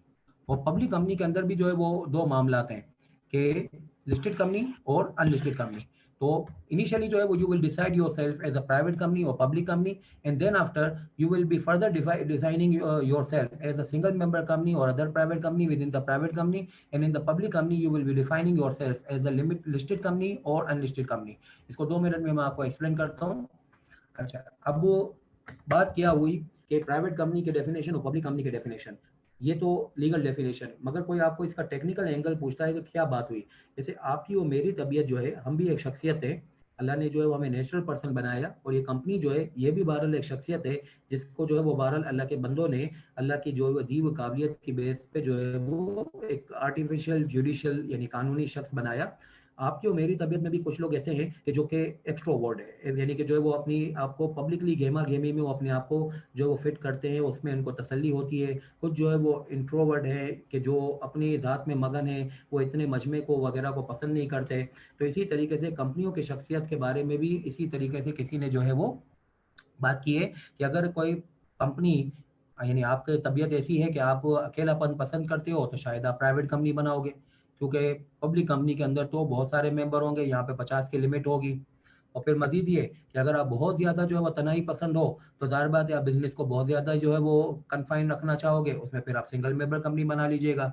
Public company की सूरत यार ये कि ये शायद वो शख्स बनाएगा कि जो है वो बहरहाल एक्सट्रोवर्ट है, यानी कि मजमे को पसंद करता है, और फिर बाद औक़ात बहुत ज़्यादा मजमे को पसंद करेगा और एक्सपोनेंशियल ग्रोथ चाहता होगा अपने बिजनेस की, तो इसके लिए अनलिमिटेड फंडिंग चाहिए होगी, तो फिर वो लिस्टेड पे चला जाएगा। तो जैसी आपकी आपकी शख्सियत, जैसा आपका स्टाइल, इसी तरीके से आप अपनी कंपनी को फॉर्म कीजिएगा। ये कंपनी आपकी चॉइसेस हैं, आपके ऊपर जो है वो कोई बाइंडिंग नहीं है कौन सी पर्टिकुलर टाइप की। ये जो है वो मैंने आप लोगों को ऐसे पढ़ाना शुरू किया है, ये चॉइस है, इसमें कोई सी भी आप सिलेक्ट कर लीजिएगा, दोनों की कैरेक्टरिस्टिक आपके सामने है। अच्छा, अभी जो है वो मजीद बात, जब कंपनी आप बनाते हो प्राइवेट या पब्लिक, तो फिर इसको आपको एक शेप देना ज़रूरी है। कंपनीज एक्ट की सेक्शन 15 की रिक्वायरमेंट है कि ये सेक्शन 14 की रिक्वायरमेंट है, सेक्शन 14 की रिक्वायरमेंट है कि आप कंपनी के अंदर टाइप को डिफाइन करने के बाद, टाइप आपकी चॉइस थी, आपकी जैसे शख्सियत मैंने आपको कहा इंट्रोवर्ट एक्सट्रोवर्ट, ऐसा आपने कंपनी के टाइप को डिसाइड कर लिया। देन जो है वो आप ये डिसाइड कर लीजिएगा कि आपके स्ट्रक्चर क्या होगा। स्ट्रक्चर से बेसिकली इसको लिंक कर लीजिएगा लिमिटेड लाइबिलिटी कॉन्सेप्ट से। थोड़ी देर पहले मैंने आप लोगों से बात की थी कि कंपनी के अंदर limited liability concept is protecting you for the debts of the company. अगर कंपनी के अंदर एसेट्स हैं तो वो लाइबिलिटीज को पे ऑफ करने के लिए यूज होंगे, एसेट्स नहीं है तो क्रेडिटर्स विल सफर। हाँ, आपको कुछ स्पेसिफाइड अमाउंट देना पड़ता है, उसको जो है वो सेक्शन 298 के अंदर मैंने आपको ऐसे एक्सप्लेन किया कि स्पेसिफाइड अमाउंट इट डिपेंड्स कि कंपनी का स्ट्रक्चर क्या है। कंपनी का जो स्ट्रक्चर होता है उसकी बेस पे कंपनी के अंदर ये स्पेसिफाइड अमाउंट की अमाउंट निकलती है। यानी कैलकुलेटेड रिस्क का जो मैंने कॉन्सेप्ट आपको दिया है, calculated risk will be calculated on the basis of structure of the company. ये हर एक कंपनी को देना जरूरी है। प्राइवेट कंपनी को भी अगर बनाते हो तो इसमें से एक स्ट्रक्चर देना जरूरी है। कौन सा structure? Limited by shares, limited by guarantee, unlimited company. Public company बनाते हो तो भी ये स्ट्रक्चर देना जरूरी है, limited by shares, limited by guarantee, unlimited company. अच्छा, अब क्या हुआ limited by shares. Limited by shares एक ऐसी कंपनी होती है, यानी एक ऐसा स्ट्रक्चर जो तुम प्राइवेट कंपनी में लेने जा रहे हो लिमिटेड बाय शेयर्स में, जिसमें मेंबर्स की लायबिलिटी, मैंने आपको ये कहा कि स्ट्रक्चर इसलिए दिया जाता है कि आपको लिमिटेड लायबिलिटी कॉन्सेप्ट में क्या चीज़ कंट्रीब्यूट करनी पड़ेगी। ये आपके मेमोरेंडम में लिखा होगा, to the extent of amount if any remaining unpaid on the shares respectively held by them. आपके पास जो शेयर्स हैं, उस शेयर्स के ऊपर अगर कोई बकाया रकम है तो वो बकाया रकम आपको कंट्रीब्यूट करनी पड़ेगी कंपनी के एसेट में या आपकी लिमिटेड लायबिलिटी का एक्सेप्ट फॉर अमाउंट है। और ये आज के दिन ऐसा बहुत कम कंपनियों में होगा, क्योंकि कंपनीज एक्ट में भी, और कंपनीज एक्ट से पहले जो कंपनीज ऑर्डिनेंस 1984 था, उसमें भी ये मना है कि आप पार्टी पे शेयर इशू ना कीजिएगा। कभी भी शेयर इशू करेंगे तो फुली पेड कीजिएगा, किसी को किस्तों पे शेयर इशू ना कीजिएगा। ये 1984 से पहले अलाउ होता था। उस वक्त के किसी के पास शेयर्स पड़े हुए हैं तो वो आज भी पार्टली पेड शेयर में हो सकते हैं। उस पार्टली पेड शेयर के ऊपर जो अमाउंट बकाया है, that will be the liability of the share holder to contribute in the assets of the company, and that will be determine on the basis of the clauses in the memorandum of association. और ये जो है वो बहरहाल company का वो structure जिसमें limited by shares के नाम से इसको पुकारा जाता है। और पाकिस्तान में जो मैंने 1,08,000 कंपनियां आपको गिनाई, उसके अंदर मेजोरिटी ऑफ द कंपनी जो है वो लिमिटेड बाय शेयर्स ही है। अब लिमिटेड बाय शेयर्स में फॉर एग्जाम्पल आप हैं, मैं हूँ, मेरे पास जो है वो ग्लेक्सो के शेयर्स रखे हुए हैं और मैंने ग्लेक्सो का शेयर के ऊपर फुल पेड अप अमाउंट जो है वो दे दिया है।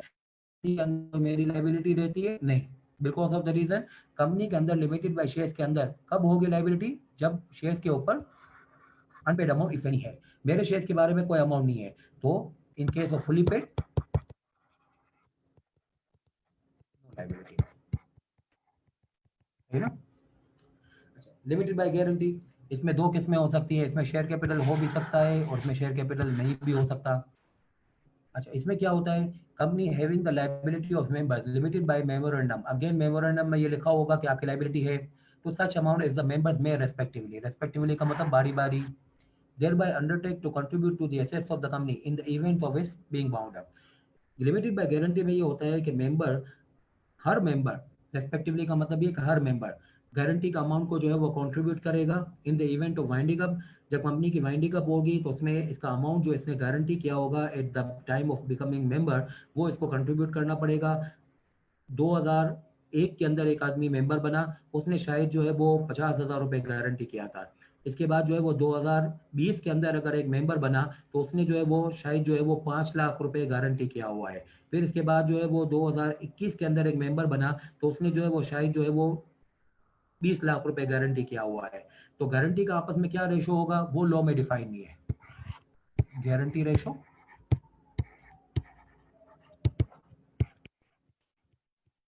इज पर मेंबर, मगर गारंटी देनी जरूरी है, मगर गारंटी का दरमियान में रेशो क्या होगा ये मेंबर जो है वो आपस में तय कर लें। और ये जो है वो गारंटी जो अमाउंट जो है वो कंट्रीब्यूट करना पड़ेगा वाइंडिंग अप में। और ये मेमोरेंडम की शक होगी, क्लॉज होगी, जिसके तहत जो है वो ये देना पड़ेगा। और ये जो है वो बहरहाल गारंटी लिमिटेड का खासा हो सकता है और इसके अंदर जो है वो लिमिटेड शेयर कैपिटल भी हो सकता है, विदाउट शेयर कैपिटल भी हो सकता है। आज के दिन जो है वो लिमिटेड बाय गारंटी जो है वो मेजोरिटी ऑफ द केसेस में नॉट फॉर प्रॉफिट ऑर्गेनाइजेशन बनती है। बाकी इसके अलावा जो है वो ऑर्गेनाइजेशन के अंदर बहरहाल जो है वो ये लिमिटेड बाय गारंटी का जनरली जो है वो कॉन्सेप्ट अप्लाई नहीं किया जाता। पाकिस्तान स्टॉक एक्सचेंज बहरहाल नॉट फॉर प्रॉफिट ऑर्गेनाइजेशन नहीं है, मगर किसी ज़माने में यानी 2016 से पहले जो है ये बहरहाल जो है वो लिमिटेड बाय गारंटी होती थी। इस वक्त जो है वो बहरहाल ये पाकिस्तान स्टॉक एक्सचेंज जो है वो लिमिटेड बाय शेयर है। पाकिस्तान स्टॉक एक्सचेंज से पहले इसका नाम होता था Karachi stock exchange guarantee limited. तो guarantee limited with share capital, without share capital दोनों फीचर हो सकते हैं, मगर ये कि बहरहाल इसमें हर मेंबर को मेंबर बनते वक्त एक अमाउंट गारंटी करना है जो वो कंट्रीब्यूट करेगा इन the event of being bound up. अच्छा, अनलिमिटेड कंपनी इस वक्त पाकिस्तान में एक भी नहीं है। इसके अंदर ये होता है कि जिसमें मेंबर की लाइबिलिटी के ऊपर कोई लिमिट नहीं होती है। क्या मतलब, कंपनी अगर वाइंडिंग अप में गई तो उस सूरत हाल में एंटायर वाइंडिंग अप बाय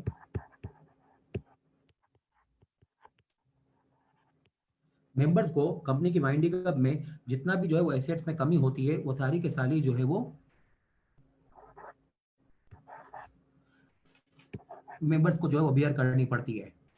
इसको बियर करनी पड़ती है, मेंबर्स को बियर करनी पड़ती है। सारी की सारी लाइबिलिटी मेंबर्स को बियर करनी पड़ती है। अगर जो है वो कंपनी वाइंडिंग अप में गई तो सारी की सारी जो है वो शॉर्टफॉल ऑफ एसेट जो है वो मेंबर को बियर करनी पड़ती है। अब ऐसी कंपनी जो है वो क्यों बनाई जिसके अंदर आपने अपने रिस्क को बेसिकली पहले से कैलकुलेट ही नहीं किया हुआ, तो बिकॉज ऑफ द रीजन इसके अंदर जो है वो लोगों को उनसियत महसूस नहीं होती कि ऐसी कंपनी बनाने का क्या फायदा, एंड एज अ रिजल्ट ये वाली कंपनी आपको पाकिस्तान में नजर नहीं आएगी। मेजोरिटी कंपनी जो है वो आपको लिमिटेड बाय शेयर्स की शक्ल में नजर आएंगी और लिमिटेड बाय गारंटी बहरहाल दूसरे दर्जे पे, और ये तो बहरहाल जो है वो जीरो कंपनी है। तो इसके अंदर खास तौर पे एक बात आपको ये नोट करनी है कि देखिए इसमें ये लिखा हुआ है कि वाइंडिंग अप के अंदर जो है वो कंट्रीब्यूट करेंगे गारंटी का अमाउंट। इसके अंदर भी जो है वो आपको सेक्शन 298 में मिलेगा कि ये वाइंडिंग अप के अंदर जो है वो कंट्रीब्यूट करना पड़ता है। अच्छा, इसके अंदर जो है वो वाइंडिंग अप भी हो सकता है, वाइंडिंग अप से पहले भी अमाउंट जो है वो क्लेम की जा सकती है। और कहाँ पे जो है वो ये अमाउंट क्लेम करने की बात लिखी हुई होगी, अगेन जो है वो इसके मेमोरेंडम में लिखी होगी। ये हो सकता है कि किस्तों का अमाउंट एक टाइम पीरियड के साथ फिक्स हो, 2 साल 2 साल 2 साल 2 साल, यानी कि 5 किस्तों में होगा कंपनी के शुरू के जो है वो इनकॉर्पोरेशन के 10 सालों में। ये भी हो सकता है कि वाइंडिंग अप में क्लेम करने की बात की हुई हो। तो there is no point to claim the call in the case of the limited by share, one case of claim the guarantee or to call the guarantee would be claimed only in the case of the winding up, and in case of unlimited company the shortfall will be claimed only in the case of the winding up। अच्छा, फिर इसके बाद देखो तीनों में से limited by shares, limited by guarantee, unlimited, ये खाली लिमिटेड बाय शेयर्स के नीचे मैंने एक बात लिखी है। प्राइवेट कंपनी जो है वो सिंगल मेंबर कंपनी अगर बनती है या एक अदर प्राइवेट कंपनी बनती है, सिंगल मेंबर कंपनी सिर्फ और सिर्फ जो है वो लिमिटेड बाय शेयर स्ट्रक्चर में होगी, सिर्फ और सिर्फ लिमिटेड बाय शेयर स्ट्रक्चर में होगी। लिमिटेड बाय गारंटी के अंदर जो है वो कभी भी सिंगल मेंबर कंपनी नहीं बन सकती। ये जो है वो 12 फर्स्ट स्केड्यूल में टेबल ए के अंदर जो है वो लिखा हुआ है कि आपको जो है वो लिमिटेड बाय शेयर जो है वो आपको अगर बनानी हो, और तो उसके अंदर ये पॉसिबिलिटी है कि वो प्राइवेट कंपनी के केस में सिंगल मेंबर कंपनी का भी स्टेटस कैरी करे। सिंगल मेंबर कंपनी अगर बनानी होगी तो वो लिमिटेड बाय शेयर्स के अंदर ही बनेगी, लिमिटेड बाय गारंटी और अनलिमिटेड में नहीं बनेगी। इसीलिए मैंने इसको लिमिटेड बाय शेयर्स के अंदर कैटेगराइज किया हुआ है। ये मजीद बात, अगर जो है वो लिमिटेड बाय शेयर हो और वो पब्लिक कंपनी हो तो उसके अंदर जो है वो लिस्टेड और अनलिस्टेड का शुमार होगा। ये लिस्टिंग रेगुलेशन में लिखा हुआ है कि अगर आपको जो है वो पाकिस्तान में सिक्योरिटी को लिस्ट करवाना हो, लिस्टेड की डेफिनेशन में भी आपने देखा था, लिस्टेड कंपनी की definition section 2 sub section 1 close number 38 में आपने देखा था कि अगर जो है वो लिस्टेड कंपनी की तारीफ पढ़ते हैं तो उसके अंदर पिछली क्लास में हमने बात की हुई थी कि ये हमेशा पब्लिक कंपनी होगी, ये कभी भी प्राइवेट कंपनी जो है वो नहीं आ सकती है। और फिर एक मजीद ये बात कि ये लिमिटेड बाय शेयर होगी, ये कहाँ लिखा हुआ है, ये लिस्टिंग रेगुलेशन में लिखा हुआ है। कभी भी लिमिटेड बाय गारंटी जो है वो लिस्टेड नहीं होगी, कभी भी जो है वो प्राइवेट कंपनी लिस्ट नहीं होगी। प्राइवेट कंपनी लिस्ट नहीं होगी, ये लिखा हुआ है लिस्टेड कंपनी की डेफिनेशन में, कंपनीज एक्ट में। और लिमिटेड बाय शेयर्स के अलावा कोई और स्ट्रक्चर एक्सेप्टेबल नहीं है for the purpose of listing, ये लिस्टिंग रेगुलेशन में लिखा हुआ है। आप खुद सोचिए कि अगर limited by guarantee company listing पे चली जाए तो क्या होगा।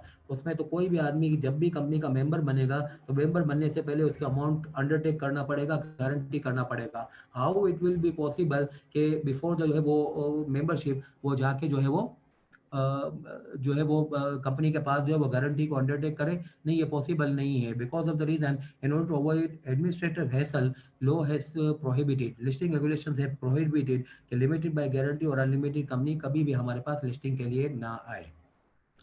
ये जो है वो था हमारा ये वाला चॉइस, ये वाला सिस्टम। आज की क्लास में हम लोग आज की क्लास में हम लोगों ने ये बात पढ़ी है कि अगर आपको पाकिस्तान में बिजनेस स्ट्रक्चर देखने हैं तो तीन, उन तीन में से सबसे कम तादाद में कंपनीज, अगर वो कंपनीज जो है वो क्यों बन गई उसके ऊपर हम लोगों ने डिसाइडिंग पैरामीटर में कंपल्सरी ऑप्ट इन और वॉलंटरी ऑप्ट इन, और फिर उसके बाद जो भी एक अपने आप को कंपनी बनाने के ऊपर राजी कर लेता है तो उसको जो है वो क्या क्या चॉइसेस, उसमें प्राइवेट और पब्लिक कंपनी की इनिशियल चॉइस, फिर इसके बाद उसको लाजमी तौर पर limited by shares, limited by guarantee, unlimited में डिफाइन करना। फिर ये डिफाइन करने के बाद उसके पास मजीद चॉइसेस आ जाती है कि लिमिटेड बाय शेयर में वो प्राइवेट कंपनी के बारे में, सिंगल मेंबर कंपनी के बारे में सोच सकता है, और अगर पब्लिक लिमिटेड कंपनी हो लिमिटेड बाय शेयर्स के अंदर तो वो लिस्टिंग के बारे में सोच सकता है। अच्छा, अब एक और कॉन्सेप्ट मैं आपको सिखाना चाहता हूँ, वो है होल्डिंग और सब्सिडरी का रिलेशनशिप। होल्डिंग कंपनी और सब्सिडरी का रिलेशनशिप क्या है? Means the company which is another company is holding company if but only if that other company is a subsidiary. अगर कोई कहता है कि हम जो है वो होल्डिंग कंपनी है, तो उसके लिए उसकी एक सब्सिडरी डिफाइन करना जरूरी है, बिल्कुल ऑर्डिनरी सी बात है।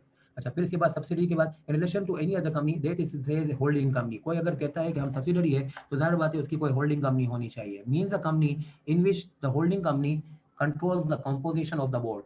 बोर्ड को, यानी कि बोर्ड से मुराद है यहाँ पे board of directors. Board of directors का बनना, उसका उजड़ना, ये अगर जो है वो कोई कंपनी आपकी कंपनी के अंदर कंट्रोल करती है, तो वो कंट्रोलर आपका होल्डिंग कंपनी, और आप जो है वो बहरहाल उसकी सब्सिडरी कंपनी। अब ये कैसे होगा? नॉर्मली ये होगा कि आपके पास जो है वो आपकी जो शेयर होल्डिंग है वो कंट्रोलर के पास है। Exercise controls more than one half of its voting securities either by itself or together with one or more of its subsidiaries. Companies provided that such class of companies holding more shall not have layer of subsidiaries beyond such number as may be notified. देखिए, ये होता है कि अगर एक company है, उसने दूसरी कंपनी के अंदर जो है वो one half of the voting power हासिल कर लिया, तो उसके ऊपर जो है वो सूरत हाल ये होती है कि उसके पास कंट्रोल ऑफ द बोर्ड खुद ब खुद आ ही जाएगा वोटिंग पावर की बेस पे। तो उसकी बेस पे वो होल्डिंग कंपनी बन गई। अच्छा, फिर इसको कंट्रोल को उन्होंने अलग से क्यों लिखा? कंट्रोल को अलग से इसलिए लिखा कि इसकी मैं आपको एग्जांपल दूं। एतिसलात का नाम आपने सुना होगा। This is the telecom giant of UAE.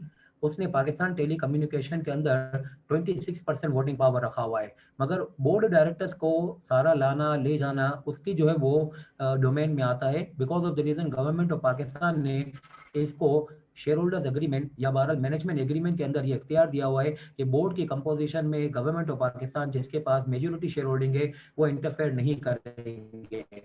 तो बिकॉज मैनेजमेंट का पावर मैनेजमेंट एग्रीमेंट के अंदर जो आ रहा है, by virtue of that they are controlling the composition of the board.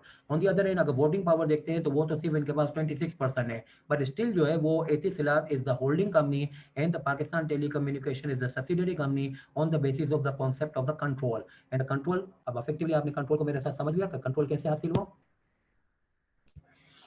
या तो ये मैनेजमेंट एग्रीमेंट होगा,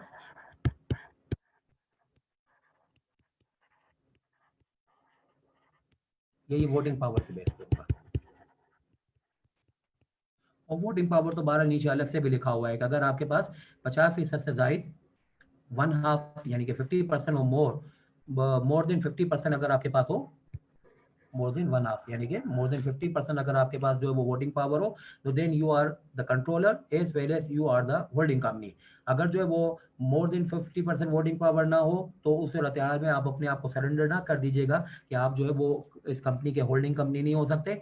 still you can exercise the control of over the board and that can be on the basis के दूसरे जो share holders हैं उनके through आपका कोई अरेंजमेंट है, कुछ मैनेजमेंट एग्रीमेंट है। ये जनरली हर जगह पे नहीं हो सकता है, मगर एक बार जैसे मैंने आपको एग्जांपल दी कि Etisalat is exercising the control in the company not on the basis of the voting power, rather on the basis of the specific agreement with the government of Pakistan. Government of Pakistan is the majority shareholder of the company, Pakistan Telecommunications, but they are not exercising their control. Rather, Etisalat exercising the control.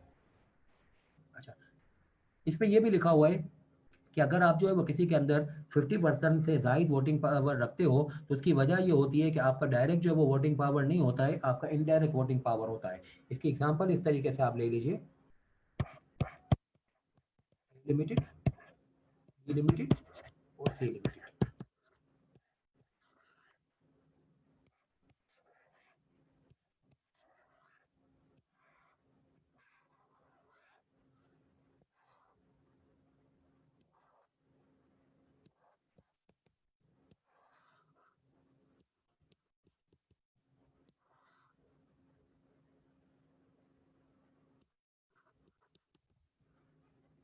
A limited का B limited में 80% voting power है। इस 80% की voting power की सूरत हाल में B limited A limited की subsidiary हो गई।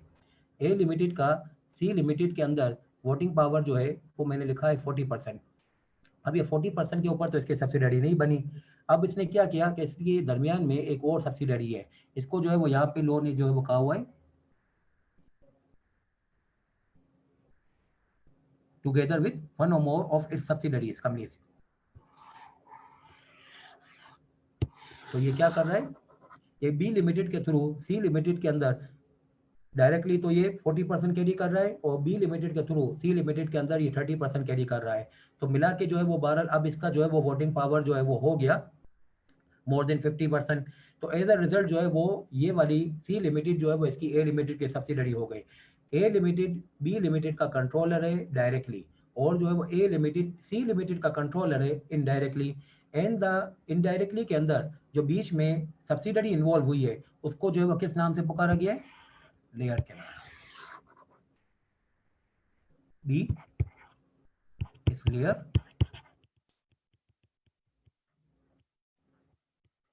बिटवीन ए एंड सी। समझ गए ना आप लोग? कि अगर एक लिमिटेड ए लिमिटेड जो है वो सी लिमिटेड को डायरेक्टली कंट्रोल कर लेती तो कहानी खत्म हो जाती है, मगर डायरेक्टली कंट्रोल नहीं कर रही तो क्या इंटरमीडियरी के थ्रू कंट्रोल किया तो that control is also acceptable. Yes, that is also acceptable, but for the purpose जो है there will be the introduction of the another concept, the intermediary will be called as the layer. अच्छा, इसके ऊपर एसीसीपी ने अपने पास एक power रखा है जो अभी तक एक्सरसाइज नहीं हुआ, कि कुछ कंपनियों को ये कह दिया जाएगा कि आप अगर जो है वो होल्डिंग सब्सिडरी का रिलेशनशिप बनाना चाहते हैं तो उसके अंदर जो है वो डायरेक्टली कंट्रोल रखिएगा, और इनडायरेक्टली कंट्रोल अगर रखें तो उसके अंदर जो है वो इनडायरेक्ट कंट्रोलर जो है यानी कि बीच में जो लेयर्स हैं वो 2 होंगी, 3 होंगी, 4 होंगी, वो एक पर्टिकुलर लिमिट से ज़्यादा नहीं होंगी। इसको जो है वो बहरहाल किसी एसआरओ के थ्रू फिक्स कर दिया जाएगा। For the timing there is no such prescription, no fixing.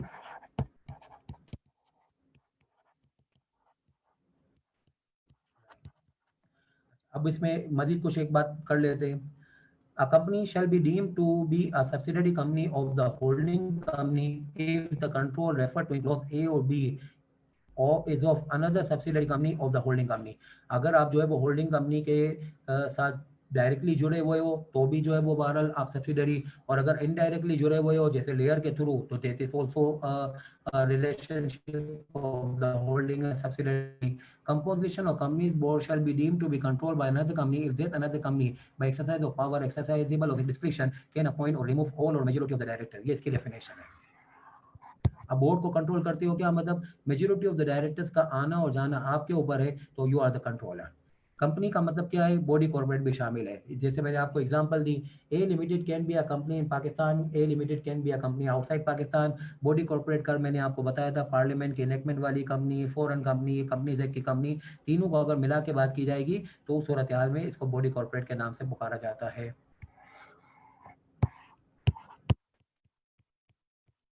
अच्छा, लेयर का मतलब क्या होता है? Layer in relation to holding company means subsidiary और सब्सिडरी। अगर जो है वो डायरेक्ट होल्डिंग हो तो उस सूरत हाल में तो लेयर कोई नहीं होता, मगर अगर इनडायरेक्ट जो है वो सब्सिडरी हो तो बीच में जो सब्सिडरीज को आपने शेयर होल्डिंग को कैरी करने के लिए इंटरपोज पर्सन के तौर पर डिक्लेयर किया हुआ है, that is your layer. In this case B is layer. ठीक है ना? तो ये 12 आज की क्लास का हमारा जो है वो मामला, जिसके अंदर हम लोगों ने जो है वो किसी को ये समझाने की कोशिश की कि आप कंपनीज एक्ट में आने के ऊपर जो है वो क्यों मुतासिर हो रहे हैं, और उसको कंपल्सरी ऑप्ट-इन और वॉलंटरी ऑप्ट-इन के ऊपर हम लोगों ने समझाया। अदरवाइज जो है वो किसी को ये समझ में नहीं आया तो वो पार्टनरशिप में और सोल प्रोप्राइटरशिप में काम करेगा। कंपनीज एक्ट में अगर कोई आने की बात करता है तो उसको प्राइवेट और पब्लिक का जो है वो हमने बिल यानी कि उसको जो है वो मेन्यू कार्ड दिया, और ऑन द बेसिस उसने अपने आप को limited by shares, limited by guarantee और अनलिमिटेड में डिफाइन कर दिया। और अनलिमिटेड और limited by shares, limited by guarantee इसलिए डिफाइन करना पड़ता है, this is the calculation of the concept of the calculated risk with in the limited liability concept. After that जो है वो हम लोगों ने कंपनी को मजीद डिफाइन कर लिया लिमिटेड बाय शेयर्स के अंदर कि हम सिंगल मेंबर कंपनी है या अदर प्राइवेट कंपनी है, और जो है वो लिमिटेड बाय शेयर्स के अंदर पब्लिक कंपनी के बारे में हमने फर्दर डिफाइन कर लिया कि हम लिस्टेड कंपनी है कि अनलिस्टेड कंपनी है। लिस्टेड कंपनी का मतलब ये कि जिसकी कोई भी एक सिक्योरिटी जो है वो स्टॉक एक्सचेंज में लिस्टेड हो। फिर इसके बाद हमने कोई भी कंपनी जो है वो डिफाइन कर ली, उस कंपनी के अंदर ग्रुप ऑफ कंपनीज का जो कॉन्सेप्ट आता है उसके अंदर जो है वो होल्डिंग और सब्सिडरी का रिलेशनशिप हमने डिस्कस कर लिया। होल्डिंग का रिलेशनशिप सब्सिडरी के अंदर इस बेसिस पे आया कि हम कंट्रोलर हैं आपके, या फिर है हमारे पास मोर देन 50% वोटिंग पावर है। कंट्रोलर जो है वो जाहिर बात है वोटिंग पावर की बेस पे ही बनेगा, मगर लोन इसको अलग से लिखा हुआ है तो इसकी कोई वजह, yes in the practical scenario you can understand कि in some cases you are the controller not because of your voting power, because of the reason you have done some specialized arrangement with other shareholders, like in case of Pakistan Telecommunication, there is the agreement between the government of Pakistan and the Etisalat, and by virtue of that agreement, Etisalat is the controller, not because of the voting power, rather on the basis of the management agreement. अगर जो है वो holding और subsidiary का relationship हो और इसके अंदर जो है वो बेसिकली सब्सिडरी को यानी कि होल्डिंग ने एक सब्सिडरी को दूसरी किसी सब्सिडरी को हासिल करने और कंट्रोल करने के लिए यूज़ किया हो तो वो इंटरप्राइज पर्सन को बहरहाल लॉ में जो है वो लेयर के नाम से पुकारा जाता है। इस लेयर को यानी कि कितनी लेयर्स को इन्वॉल्व किया जाएगा और सब्सिडरी यानी वर्टिकल इंटीग्रेशन जो है वो आप करते जा रहे हो, इसके ऊपर लॉ ने कहा है कि हम किसी वक्त में कुछ मखसूस कंपनियों के लिए फिक्स कर देंगे। For the timing there is no such fixation. तो बहरहाल ये जो है वो आज की क्लास की हमारी डिस्कशन थी। इसमें एक चीज़ जो है वो बहरहाल कल की क्लास में इंशाल्लाह हम शुरू करेंगे इसी टॉपिक के अंदर कि जो मैंने आपको बात की है कि प्राइवेट कंपनी के शेयर्स रेस्ट्रिक्टिव ट्रांसफर होता है और रेस्ट्रिक्शन जो है वो सेक्शन 76 में लिखी हुई है। ये कल की क्लास में इंशाल्लाह हमें पढ़ना है। और इसके अलावा ये कि मैंने कहा है कि पब्लिक कंपनी में कोई रेस्ट्रिक्टिव ट्रांसफर नहीं होता, उसमें फ्री ट्रांसफर होता है। तो फ्री ट्रांसफर का क्या मतलब होता है, ये 74 और 75 में इंशाल्लाह हमें कल पढ़ना है। तो यहाँ से बहरहाल हम इस टॉपिक को भी कल जो है वो पढ़ेंगे और फिर इंशाल्लाह जो है वो मजीद बातें भी कल की क्लास में, यानी कल हम जो है वो इंशाल्लाह फॉर्मली जो है वो एक एक सेक्शन कंपनी एक्ट का पढ़ने जाएंगे, वो सेक्शन 1 सेक्शन 3 सेक्शन 4 इस तरीके से। तो आज की क्लास की डिस्कशन जो है वो यहाँ तक था। अब आपके कोई सवाल हो तो आप जो है वो बहरहाल वो पूछ सकते हैं।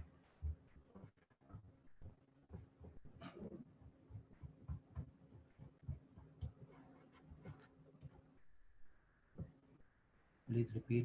Company under control of foreign government working in Pakistan. Please repeat. A company under control of foreign government. Please repeat. A company under control of foreign government. Foreign government के कंट्रोल में बहरहाल हमारी यहाँ पे जो है वो कंपनीज हैं, लाइक जो है वो पाक कुवैत इन्वेस्टमेंट कंपनी, पाक लीबिया होल्डिंग इन्वेस्टमेंट कंपनी। तो फॉरेन कंट्रोल अगर पाकिस्तान में कंपनी है फॉरेन गवर्नमेंट की तरफ से, तो फॉरेन गवर्नमेंट तो कोई कंपनी नहीं है।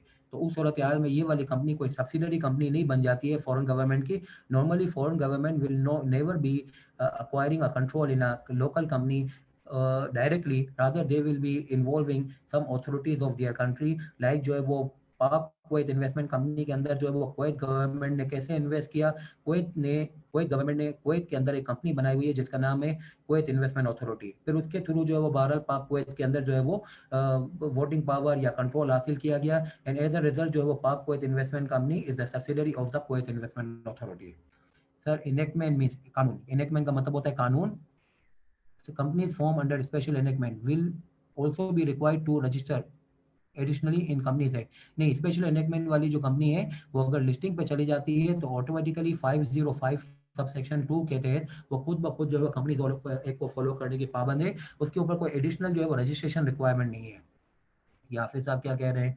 Similarly Hafiz Taha Hasan Khan, sir banks and insurance are form under the respective laws. नहीं, बैंक्स कल की क्लास में जो मैंने पिछली क्लास थी उसके अंदर आखिरी पॉइंट ये डिस्कस किया था, पाकिस्तान में कंपनियां बनाने का अगर कोई कानून होगा तो वो बहरहाल पार्लियामेंट का स्पेशल एनेक्टमेंट होगा या फिर एक कंपनीज एक्ट होगा। ये बैंकिंग ऑर्डिनेंस और ये इंश्योरेंस ऑर्डिनेंस है, ये गवर्निंग लॉज है यानी चलाने के कानून है।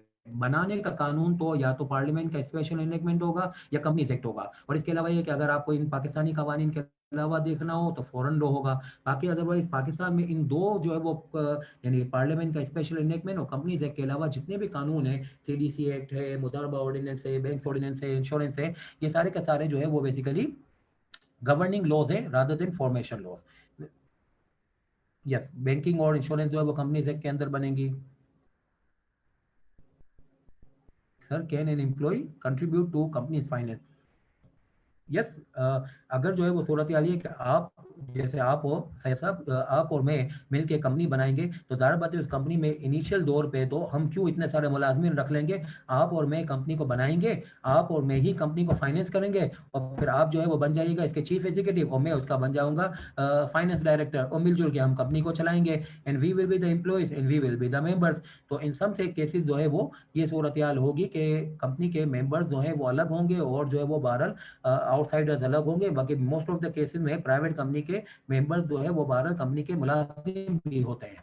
ये ना प्राइवेट कंपनी भी limited by guarantee, yes limited by guarantee, limited by shares, limited unlimited company, इन तीनों के साथ जो ऊपर का अम्ब्रेला है वो है प्राइवेट या पब्लिक। प्राइवेट के अंदर भी ये तीनों केस हो सकते हैं और पब्लिक के अंदर भी ये तीनों केस हो सकते हैं। whenever shares whenever shares are mentioned in Companies Act 2017, does it include redeemable preference shares or convertible preference shares? Yes, Pakistan में और आईएफआरएस में थोड़ा सा ये कॉन्ट्राडिक्शन है कि रिडीमेबल प्रेफरेंस शेयर्स बहरहाल जो है वो IAS के तहत जो है वो लाइबिलिटी बुक होते हैं, मगर एक कंपनीज एक्ट में जो है वो सब्सटेंस ओवर फॉर्म नहीं है। इस केस में, यानी शेयर्स के केस में, form will prevail over the substance if there is the instrument which is using the name the shares under the corporate law that will always be classified as equity. You will not be recording it as liability. ये हमारे जो है वो बहरहाल law के अंदर थोड़ा सा कॉन्ट्राडिक्शन है with IAS। Please writing clear कर लें, मुझे समझ नहीं आ रहा चाहिए। इंशाल्लाह अगली दफ़ा जो है वो और अच्छा क्लियर कर लेंगे। आज कुछ इन लोगों ने जो है वो फ़ॉन्ट तो सही किया है, इंशाल्लाह और अच्छा कर लेंगे। Can a private company be limited by guarantee? Yes, बिल्कुल हो सकती है। लिमिटेड बाय गारंटी, अनलिमिटेड और जो है वो लिमिटेड बाय शेयर, तीनों में आप ये शक्लें देख सकते हो कि प्राइवेट है कि पब्लिक है। What is mean by with और without share capital in case of limited by guarantee? देखिए, जैसे मिसाल के तौर पे एक नॉट फॉर प्रॉफिट ऑर्गेनाइजेशन है, वो भी कंपनीज एक्ट में आ सकती है। वो कंपनीज एक्ट में जब आएगी तो लिमिटेड बाय गारंटी होगी, इसके जो है वो रिस्पेक्टिव कानून में लिखा हुआ है। जब वो लिमिटेड बाय गारंटी होगी और नॉट फॉर प्रॉफिट ऑर्गेनाइजेशन है, तो जाहिर बात है वो चंदे पे चलेगी, तो उसको जो है वो फिर लिमिटेड बाय शेयर्स बने, उसमें विद शेयर कैपिटल रखने की ज़रूरत नहीं है। शेयर कैपिटल इसलिए रखा जाता है कि कंपनी के अंदर जो है वो बहरहाल फाइनेंस की रिक्वायरमेंट है। If you are doing some activities जिसके अंदर पैसों की ज़रूरत नहीं है, like you are promoting the charitable cause etc, in that situation you will be relying on the donations and the subscriptions, तो उस केस में जो है वो without share capital company can also be formed. In case of company limited by shares, can initial subscription be deferred if the same mentioned in our memorandum? If yes, what amount will be mentioned in equity section of the balance sheet? देखिए, जब company बनती है और company बनने के बाद जो है वो आपने उसके अंदर अंडरटेक करना है, इंशाल्लाह हम पढ़ेंगे भी कि हम कितना अमाउंट जो है वो, यानी कि कंपनी बनाने वालों ने कितना अमाउंट जो है वो कंपनी के अंदर कंट्रीब्यूट करना है। जब कंपनी बन जाएगी तो इंशाल्लाह सेक्शन 17 में हम पढ़ेंगे कि एक मखसूस अरसे के अंदर अंदर वो पैसा देना है। टिल द टाइम जब आपने वो पैसा नहीं दिया, कंपनी की बैलेंस शीट के अंदर जो वो जीरो सिचुएशन होती है, ना कंपनी की इक्विटी साइड पे कुछ है, ना एसेट साइड पे कुछ होगा। Sir, is there any notification on the layering? नहीं, सो फॉर द टाइमिंग जो है वो there is no notification. Limit for subsidiary company, इसके ऊपर काम हो रहा है इंशाल्लाह, जो है वो इंटरनेशनल लेवल पे काम हो रहा है। एक हमारे मुल्क में जो है वो आप लोगों ने शायद नाम सुना होगा, FATF जो है वो बहरहाल जो है वो एक ऑर्गेनाइजेशन, उसकी जो है वो बहरहाल कुछ रिक्वायरमेंट्स हैं। बाय वर्च्यू ऑफ दैट जो है वो our regulators are working for their wishes and on the basis जो है वो आप कभी इसके बारे में नियर टर्म में देख सकते हो कि लेयरिंग का कुछ कॉन्सेप्ट फिक्स हो जाएगा। फॉर द टाइमिंग तो there can be lot many subsidiaries between the holding and subsidiary companies there can no there is no limit for the timing. Why limited by guarantee company cannot be listed? कैसे जो है वो list करवाएंगे? Listing के सूरत हाल में तो आप समझते हैं ना कि मेंबरशिप जो है वो आपने शेयर बेचे, किसी ने खरीदे और उसके ऊपर जो खरीदता है वो मेंबर बन जाता है। तो अब हर मेंबर जो है वो जो स्टॉक एक्सचेंज में शेयर खरीद रहा है वो मेंबर बन रहा है, तो वो कंपनी के पास गारंटी देने कैसे जाएगा? वो अंडरटेक करने का मामला ये इंशाल्लाह अगली क्लासों में आप पढ़ेंगे कि एक पर्टिकुलरली जो है वो आपको एक एफिडेविट पे ये साइन करना पड़ेगा कि मैं ये गारंटी कर रहा हूँ। तो ये इतने सारे लोग जो है वो शेयर खरीद रहे हैं, ये कंपनी के पास जो है वो गारंटियां और अंडरटेकिंग जमा करवाएंगे तो कंपनी का काम कैसे चलेगा? सारे लोग यही काम कर रहे होंगे कि वो गारंटियां ले रहे होंगे। प्लीज देखते हैं same as otherwise provided by meaning. Same as otherwise provided का मतलब ये कि आप जो है वो जब रेस्ट्रिक्शन डालिएगा, यानी कि ये प्राइवेट कंपनी की डेफिनेशन के अंदर हमने पढ़ा, तो आप जब रेस्ट्रिक्शन डालिएगा तो उस रेस्ट्रिक्शन को ना छेड़िएगा जो हमने जो है वो 12 डाली हुई है, जो सेक्शन 76 की रेस्ट्रिक्शन है। सेम एज अदरवाइज प्रोवाइडेड का मतलब you are not allowed to interfere what is provided from the regulator side. Company A के बोर्ड को कंपनी बी कंट्रोल करती है थ्रू एनी अरेंजमेंट, लेकिन कंपनी ए की majority share holding company C के पास है, वोटिंग राइट्स। तो कंपनी ए किसकी सब्सिडरी? दोनों की हो गई सब्सिडरी। एक जो है वो कंपनी जो है वो एक से राइट जो है वो होल्डिंग कंपनी को भी कैरी कर सकती है, कोई हर्ज नहीं है। अनलिमिटेड कंपनी प्रैक्टिकली होती है नहीं, पाकिस्तान में इस वक्त एक भी नहीं है। और बहरहाल जो है वो जितना अरसा हमारा फील्ड में गुजरा है कोई बनी भी नहीं है। यूके में बहरहाल है मगर पाकिस्तान में नहीं है। Sir, what is the difference between share holders agreement as discuss in today's class and the members agreement? एक ही बात है, शेयर होल्डर्स एग्रीमेंट और मेंबर्स एग्रीमेंट जैसा आप अपने आप को डिफाइन करें। पाकिस्तान में नॉर्मली लोग शेयर होल्डर्स का वर्ड यूज करना ज्यादा मुनासिब समझते हैं, दुनिया में बहरहाल मेंबर्स का और कानूनी तौर पर भी मेंबर्स का वर्ड यूज किया जाता है, एक ही बात है। अच्छा ये क्या है, members agreement for members in company limited by guarantee. अच्छा लिमिटेड बाय गारंटी में शेयर होल्डर्स और मेंबर्स का तरीकाकार इस तरीके से डिफाइन होगा, if the company is having the share capital तो उस सूरत हाल में शेयर होल्डर्स अरेंजमेंट होगा, और अगर जो है वो company is not having the share capital तो उसमें फिर एक एफिडेविट की बेस पे आपकी मेंबरशिप बनती है, and by virtue of that there will be the agreement will be in this regard कि हाउ मेनी जो how much of each member is required to contribute in the event of the winding up, यानी कि guarantee का ratio जो है वो इनके agreement से डिफाइन होगा। What about private companies, can they be guarantee by share, there be guarantee. Yes company जो प्राइवेट कंपनीज हैं वो 12 लिमिटेड बाय गारंटी भी हो सकती हैं, लिमिटेड बाय शेयर्स भी हो सकती हैं, और गारंटी बनेगी तो having share capital without share capital भी हो सकती है। Can member of a public company be as employ for example, can a marketing manager और finance director be member. Yes ये तो आपको हर जो है वो लिस्टेड कंपनी में नजर आएगा। कंपनी के अंदर जो काम करते हैं मुलाजिमीन, वो कंपनी के शेयर जो है वो लेते वक्त जो है वो अपने आप को प्राइड फील करते हैं, और आप देखेंगे कि वो मेंबर भी हैं और कंपनी का मुलाजिम भी है। Online class create sound sharpness, please explain slowly. Also sir, the example you give, we have to note that, so please give us nothing noting time। अच्छा ये आपको जो है वो नोट करना होता है, मतलब इसमें ये भी आप कर सकते हैं कि ये जो आप लोगों को असल में मैं उसको जो है वो आपको टाइम दूंगा तो इसमें आपका टाइम जो है और एक्स्ट्रा कंज्यूम हो जाएगा। सिलेबस को एक टाइम पे ख़त्म करना ये आपकी चाहत होती है, मुझसे ज़्यादा आपको भी इसकी फिक्र हो लगी रहती है। तो इसमें रिकॉर्डिंग लेक्चर जो है वो आपको दिए जा रहे हैं वो इसी पॉइंट ऑफ व्यू से दिए जा रहे हैं कि आप मेरी अल्फाज को जो है वो अगर किसी पर्टिकुलर टाइम पे लिखना चाहते हैं तो आप वो रिकॉर्डिंग लेक्चर को सुनिए, और फिर इसके अंदर ये भी फीचर जाहिर बात है आपको मालूम है कि एक चीज़ आपको जो है वो कुछ मसला हो रहा है तो आप उसको फिर रिपीट सुनिए, फिर इसको रिपीट सुनिए। तो आप पूरे लेक्चर को भी जो चाहे तो राइट डाउन कर सकते हैं और कुछ पर्टिकुलर एग्जाम्पल को भी कर सकते हैं। तो रिकॉर्डिंग लेक्चर देने का मेन पर्पज यही है कि आप जो है वो बेसिकली जो बातें आपको लिखनी हो वो रिकॉर्डिंग के वक्त लिख लीजिए, बजाय इसके कि लाइव लेक्चर के वक्त। लाइव लेक्चर के वक्त भी अगर आप लिखने की काबिलियत अपनी डेवलप कर लें तो बहुत अच्छा हो जाएगा, उससे आपका बहुत सारा टाइम कंज्यूम हो जाएगा। मगर अगर उसके ऊपर हम टाइम जो है वो अलोकेट करना शुरू कर देंगे तो उसमें तो एक तो बोरियत का अंसर जो है वो शामिल हो जाएगा क्योंकि हर कोई नहीं लिख रहा होगा, और दूसरी बात ये है कि जो है वो उसमें फिर एक एक्स्ट्रा कंजम्पशन ऑफ टाइम की वजह से सिलेबस की जो है वो डिले भी जो है वो बहरहाल मुतवक्का है। सेम एज अदरवाइज प्रोवाइडेड, वो मैंने अभी आपको एक्सप्लेन कर दिया। Difference between restricted and prohibited. Prohibited का मतलब कि भाई आप कर ही नहीं सकते, रेस्ट्रिक्टेड का मतलब ये है कि मिसाल के तौर पे आप जो है वो कोई एक बात मैं करूं कि जो है वो आप जाना चाहते हैं फॉर एग्जांपल जो है वो आर्मी सिलेक्शन सेंटर में, यानी कि जो है वो 12 शारा फैसल पे आर्मी सिलेक्शन सेंटर है, तो this is a prohibited area, you can not go unless and until in some situation जो है वो they are opening. But on the other and अगर आप जो है वो जाना चाहते हैं बेस मसरूर में मणिपुर में, तो उसके अंदर जो है वो बहरहाल कुछ बैरियर्स हैं, कुछ पास हैं, वो वगैरह बना लीजिएगा, आपको जाने को मिलेगा। तो कुछ ऐसे इलाका है कि जो है वो प्रोहिबिटेड इलाके हैं, आप जा ही नहीं सकते, यानी कि वहाँ पे तो आप सोचिएगा ही नहीं। और रेस्ट्रिक्टेड का मतलब ये होता है कि बहरहाल आपको इजाज़त है मगर कुछ फॉर्मेलिटीज़ को फॉलो करना पड़ेगा। Sir are we suppose to add the percentage of holding of B limited and C limited to make it more than 50%? Sir are we suppose, नहीं तो हमने तो अभी जो एग्जांपल की है उसमें 40% डायरेक्ट थी और 30% जो है वो इनडायरेक्ट थी, तो ये जो 50% से जाहिर हो गई है।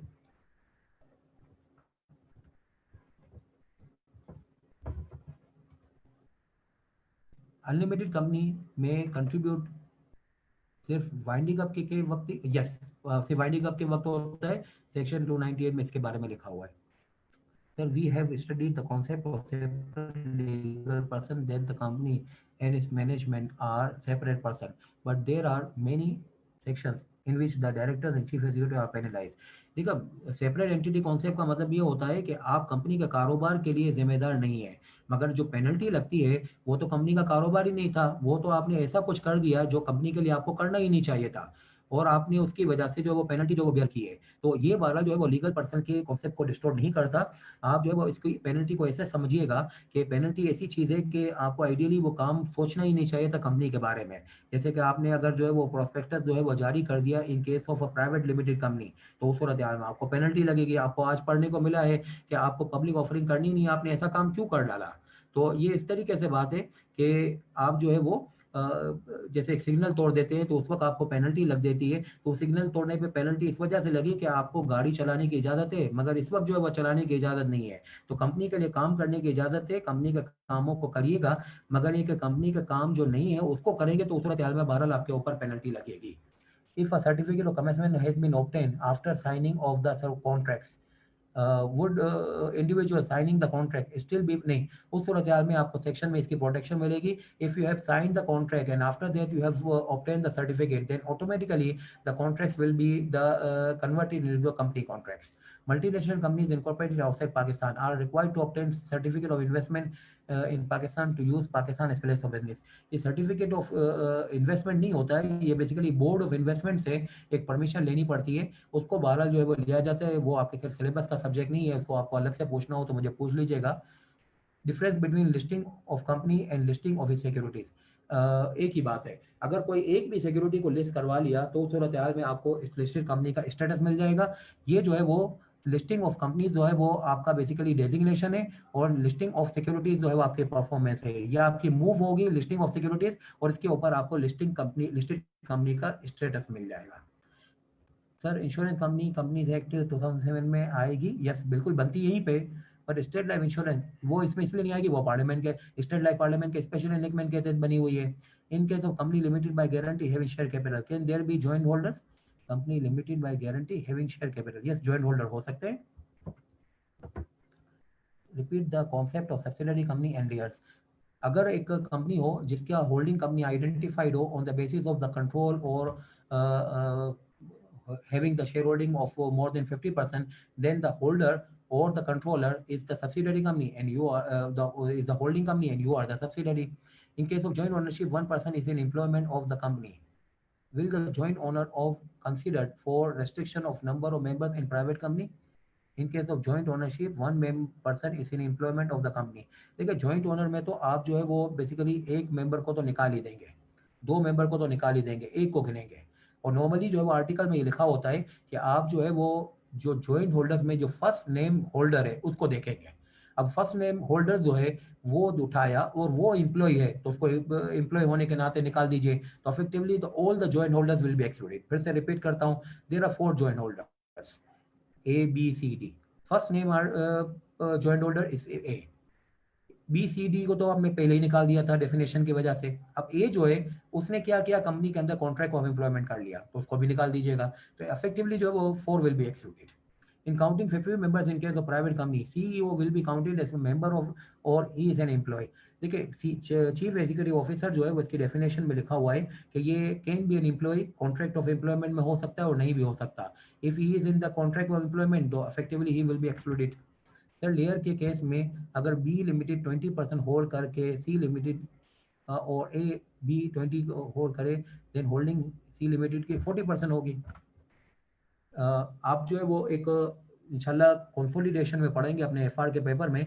एक अफेक्टिव शेयर होल्डिंग का कॉन्सेप्ट होता है जब सब्सिडरीज बीच में इन्वॉल्व होती हैं for acquiring of the further subsidiaries.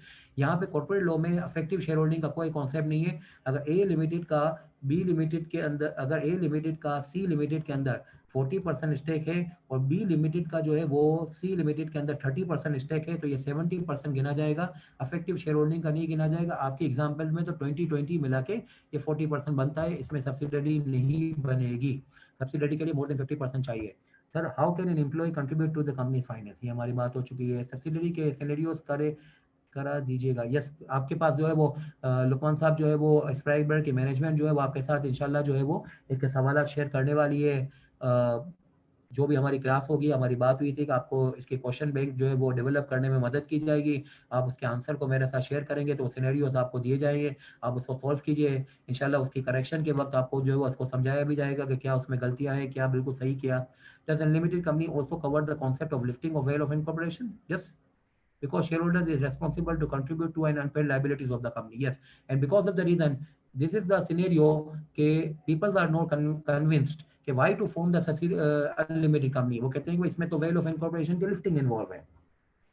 If company is limited by guarantee with share capital, then the shareholders will have to contribute the amount of guarantee as well as the amount of share in the case of the winding up, yes, अगर share के ऊपर जो है वो unpaid amount है तो वो भी देना पड़ेगा, और गारंटिंग अमाउंट है तो वो भी देना पड़ेगा। अच्छा, इसके ऊपर सीक्वेंस लॉ में डिफाइंड है कि पहले मौके पे जो है वो शेयर का अनपेड अमाउंट दिया जाएगा, और फिर भी मजीद जो एसेट के अंदर कंट्रीब्यूट करने की जरूरत पड़ी तो फिर गारंटी का अमाउंट दिया जाएगा। सर अगर elaborate the point one of subsidiary companies explanation, वो है कि भाई आपके पास जो है वो कंट्रोल है, वो कंट्रोल जो है वो इस तरीके से कि आपने मेजॉरिटी ऑफ द डायरेक्टर्स को अपॉइंट और रिमूव करने का इख्तियार रखा हुआ है by virtue of share holders agreement. Sir you told that in listing resolution written that only company limited by share and public company, right? Yes, मैंने यही कहा है, पब्लिक कंपनी होगी जो लिस्टिंग पे जाएगी, और वो पब्लिक कंपनी लाजमी तौर पे लिमिटेड बाय शेयर होगी। Why Companies Act apply on bank insurance, especially anywhere? These entities have their, नहीं, ये एंटिटीज जो है वो जो है वो बैंक और इंश्योरेंस, इनके गवर्निंग इंस्टीट्यूट तो सेपरेट है, मगर पैदाइश इनकी कंपनीज एक्ट में हुई है। तो जहाँ पे पैदाइश होती है बहरहाल उसका हक होगा, और वो हक जो है वो इस तरीके से होगा कि गवर्निंग इंस्टीट्यूट के अंदर अगर कॉन्ट्राडिक्शन आ रही होगी तो गवर्निंग इंस्टीट्यूट को जो है वो प्रेफरेंस दी गई है, और आप जो है वो दूसरे दर्जे में अप्लाई होगे। कल का जो हमारा यानी पिछली क्लास का जो लेक्चर था उसमें पॉइंट नंबर 8 यही था, बनना चूंकि कंपनीज एक्ट में है इसलिए जो है वो बहरहाल कंपनीज एक्ट अपना हक जताएगा, मगर दूसरे दर्जे में हक जताएगा। पहले मौके पे गवर्निंग जो है वो बहरहाल सेपरेट एनेक्टमेंट के तहत यानी कि बैंक और इंश्योरेंस के कवानीन के तहत ही होगी। Why would a company will be registered as unlimited company? Because of the reason आपको जैसे समझ में नहीं आ रहा, इसी तरीके से किसी को भी समझ में नहीं आ रहा, पाकिस्तान में कभी भी अनलिमिटेड कंपनी नहीं बनी है। साउंड शार्पनेस, ये हो गई हमारी बात, please give some time at the same time. The employees are excluded from number of members in second restriction of private company. Chief executive counting, chief executive अगर मुलाजिम हुआ तो चीफ एग्जीक्यूटिव के लिए मैंडेटरी नहीं है कंपनीज एक्ट में कि ये मुलाजिम हो, ये हो सकता है मुलाजिम हो सकता है ना हो, तो आपको देखना पड़ेगा इसका अरेंजमेंट। अगर ये मुलाजिम है तो फिर ये एक्सक्लूड हो जाएगा। Will you be teaching the entire syllabus, will be teaching the entire syllabus at such place or where you quick in these two lectures because we have already this concept। ठीक है, ये तो जो है वो अपना सूरत हाल ये है कि आपको अगर जो है वो इसके ऊपर मतलब ये कि आगे की क्लासों में जो है वो ज़ाहिर बात है कुछ ऐसे जो है वो टॉपिक आएंगे जो काफ़ी भारी होंगे, तो उसमें जो है वो ज़ाहिर बात है हमें थोड़ा सा स्लो जाना पड़ेगा। ये जो एरियाज़ हैं, ये जो अभी आज की क्लासों में हम पढ़ रहे हैं, ये बेसिकली जो है वो जेनेरिक जो है वो एरियाज़ हैं, और इसके ऊपर आपको बहुत सारी चीज़ें मालूम भी हैं, तो इसके ऊपर जो है वो थोड़ी सी स्पीड ज़्यादा रखिए। इसके बाद जो है वो जैसे आप इंशाल्लाह जो है वो टेक ओवर लॉस पढ़ेंगे, कॉम्पिटिशन लॉ पढ़ेंगे, तो उसमें बहरहाल थोड़ा सा स्लो भी जाना पड़ेगा। Company limited by guarantee unlimited company, what does law mean, और with without share capital? With share capital का मतलब ये कि you will not be member unless and until you are bringing the money as share capital, and without share capital to mean इंशाल्लाह जो है वो इसके बारे में पढ़ेंगे सेक्शन 118 के अंदर। You will be the members on the basis of your writing and agreement with the company till public unlisted company concept. देखिए, पब्लिक अनलिस्टेड कॉन्सेप्ट का ये होता है, कोई भी पब्लिक कंपनी बने आइडियली उसका मेन फोकस ये होता है कि we want to raise some capital from the public, और शायद ये अगर मूव ना हो तो सूरत हाल में ये होगा कि हम जो है वो अपने शेयर्स के बारे में, ट्रांसफरेबिलिटी के बारे में रेस्ट्रिक्शन नहीं चाहते हैं, हम नंबर ऑफ मेंबर्स की जो है वो लिमिट के ऊपर जो है वो नहीं जाना चाहते।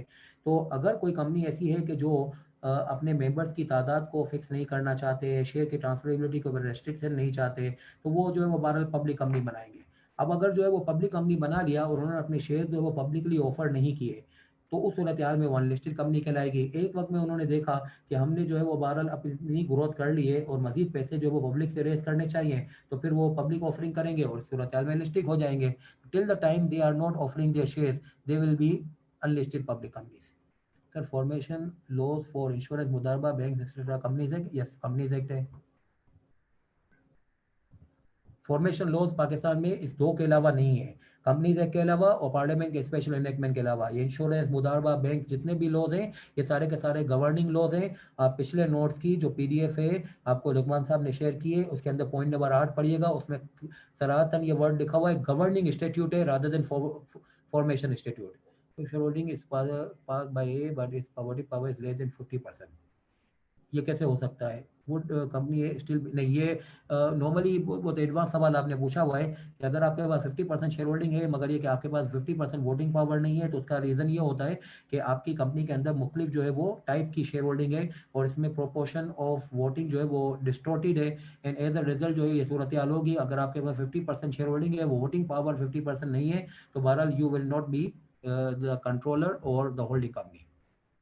What is the difference between, इसकी बहरहाल ये जो जो सवाल किसी ने पूछा है 50% शेयर होल्डिंग और 50% वोटिंग पावर में क्या फर्क होता है, this is the advance question. इंशाल्लाह जो है वो इसकी डिटेल हमारी आगे की क्लासों में भी आएगी। What is the difference between restriction and prohibition, तो अभी हमारी बात हुई प्रोहिबिशन, तो सोचना ही नहीं है, रेस्ट्रिक्शन का मतलब फॉर्मेलिटीज के साथ हो जाएगा। What will be the structure of companies acquiring companies act as compulsory obtain in any example please. Sir what will be the structure, structure मतलब ये देखो, पाकिस्तान में ओरिक्स लीजिंग है, ओरिक्स लीजिंग जो है वो एनबीएफसी है, एनबीएफसी है और इसका जो है वो पब्लिक कंपनी का स्ट्रक्चर है, लिस्टेड भी है, और इसके साथ जो है वो लिमिटेड बाय शेयर भी है। इसके अलावा मैं आपको सीडीसी के बताओ central depository company public company भी है, अनलिस्टेड है और लिमिटेड बाय शेयर्स है। सुनहरी बैंक लिमिटेड बैंक है और इसमें जो है वो लिमिटेड बाय शेयर्स है, लिस्टेड भी है और जो है वो भारत पब्लिक कंपनी है। Difference between subsidiary of foreign company and branch of foreign company, Pakistan में अगर तुमने स्टेप इन किया, फॉरेन कंपनी पाकिस्तान में स्टेप इन होती है तो दो तरीकों से होगी, या तो वो ब्रांच खोलेगी या वो अपनी सब्सिडरी खोलेगी। सब्सिडरी खोलेगी तो उसको कंपनीज एक्ट में रजिस्टर्ड होना पड़ेगा, ब्रांच खोलेगी तो किसी साथी ने पूछा था उसको बोर्ड ऑफ इन्वेस्टमेंट से अपने आप को रजिस्टर कराना पड़ता है। बोर्ड ऑफ इन्वेस्टमेंट से अपने आप को रजिस्टर कराया तो उस सूरत हाल में तुम्हारी ब्रांच, और अगर सब्सिडरी को कंपनीज एक्ट में इनकॉर्पोरेट करवाया तो सब्सिडरी। तो बॉडी कॉर्पोरेट बताते हैं, बॉडी कॉर्पोरेट मैंने पिछली क्लास में भी एक्सप्लेन किया था कि collective name of 3 corporate status, companies act की कंपनी, पार्लियामेंट के स्पेशल एनेकमेंट की कंपनी, और या फॉरेन कंपनी जो कि पाकिस्तान में ब्रांच की शक्ल में ऑपरेट हो रही है। और तो ऑर्डिनेंस क्या है, ये पिछली क्लास में हो चुका है काफ़ी डिफरेंट डिटेल में। Share holding and members, normally जो है वो share hold company having share capital में शेयर होल्डर मेंबर होता है, और if there is no share capital then it is suggested कि आप उसमें शेयर होल्डिंग के बजाय मेंबरशिप को पुकारिएगा।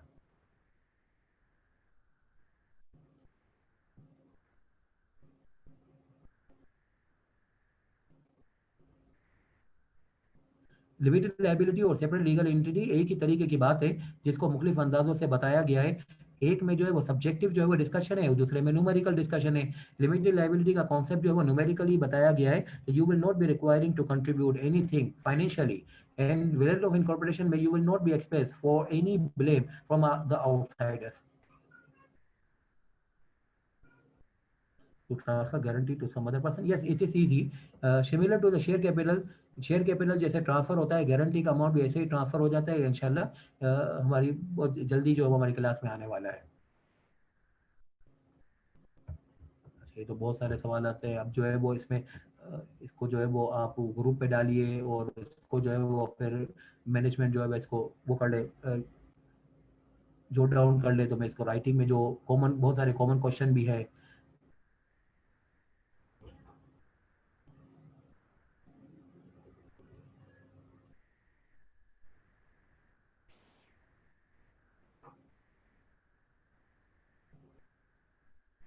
बॉडी कॉर्पोरेट एक्सप्लेन करते हैं, लिमिटेड बाय गारंटी, बहुत सारे सवाल वही है जो रिपीट हो रहे हैं। अनलिमिटेड का कॉन्सेप्ट ये है कि वो सारा का सारा जो है वो वाइंडिंग अप के अंदर जो भी शॉर्टफॉल ऑफ द एसेट्स होगा वो मेंबर को देना पड़ेगा, because of the reason no one is convince to form unlimited company and none of the unlimited company exist in Pakistan. It is possible to list less than 100, ये क्या है?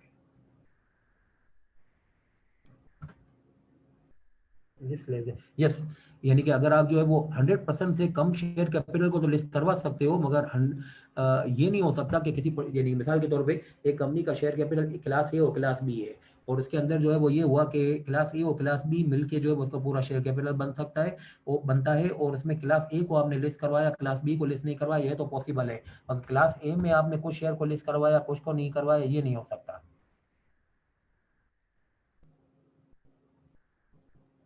तो बस यहाँ पे जो है वो आज इसको रोकते हैं, टाइम जो है वो स्टॉप हो रहा है, और फिर इसके बाद जो है वो आप अपने सवालात जो है वो ग्रुप पे शेयर कर दीजिएगा, तो मैं इसको इंशाल्लाह कोशिश करूंगा आंसर देने की।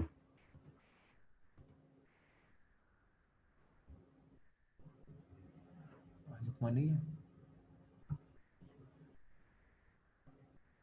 जी एडमिन, ओवर टू यू।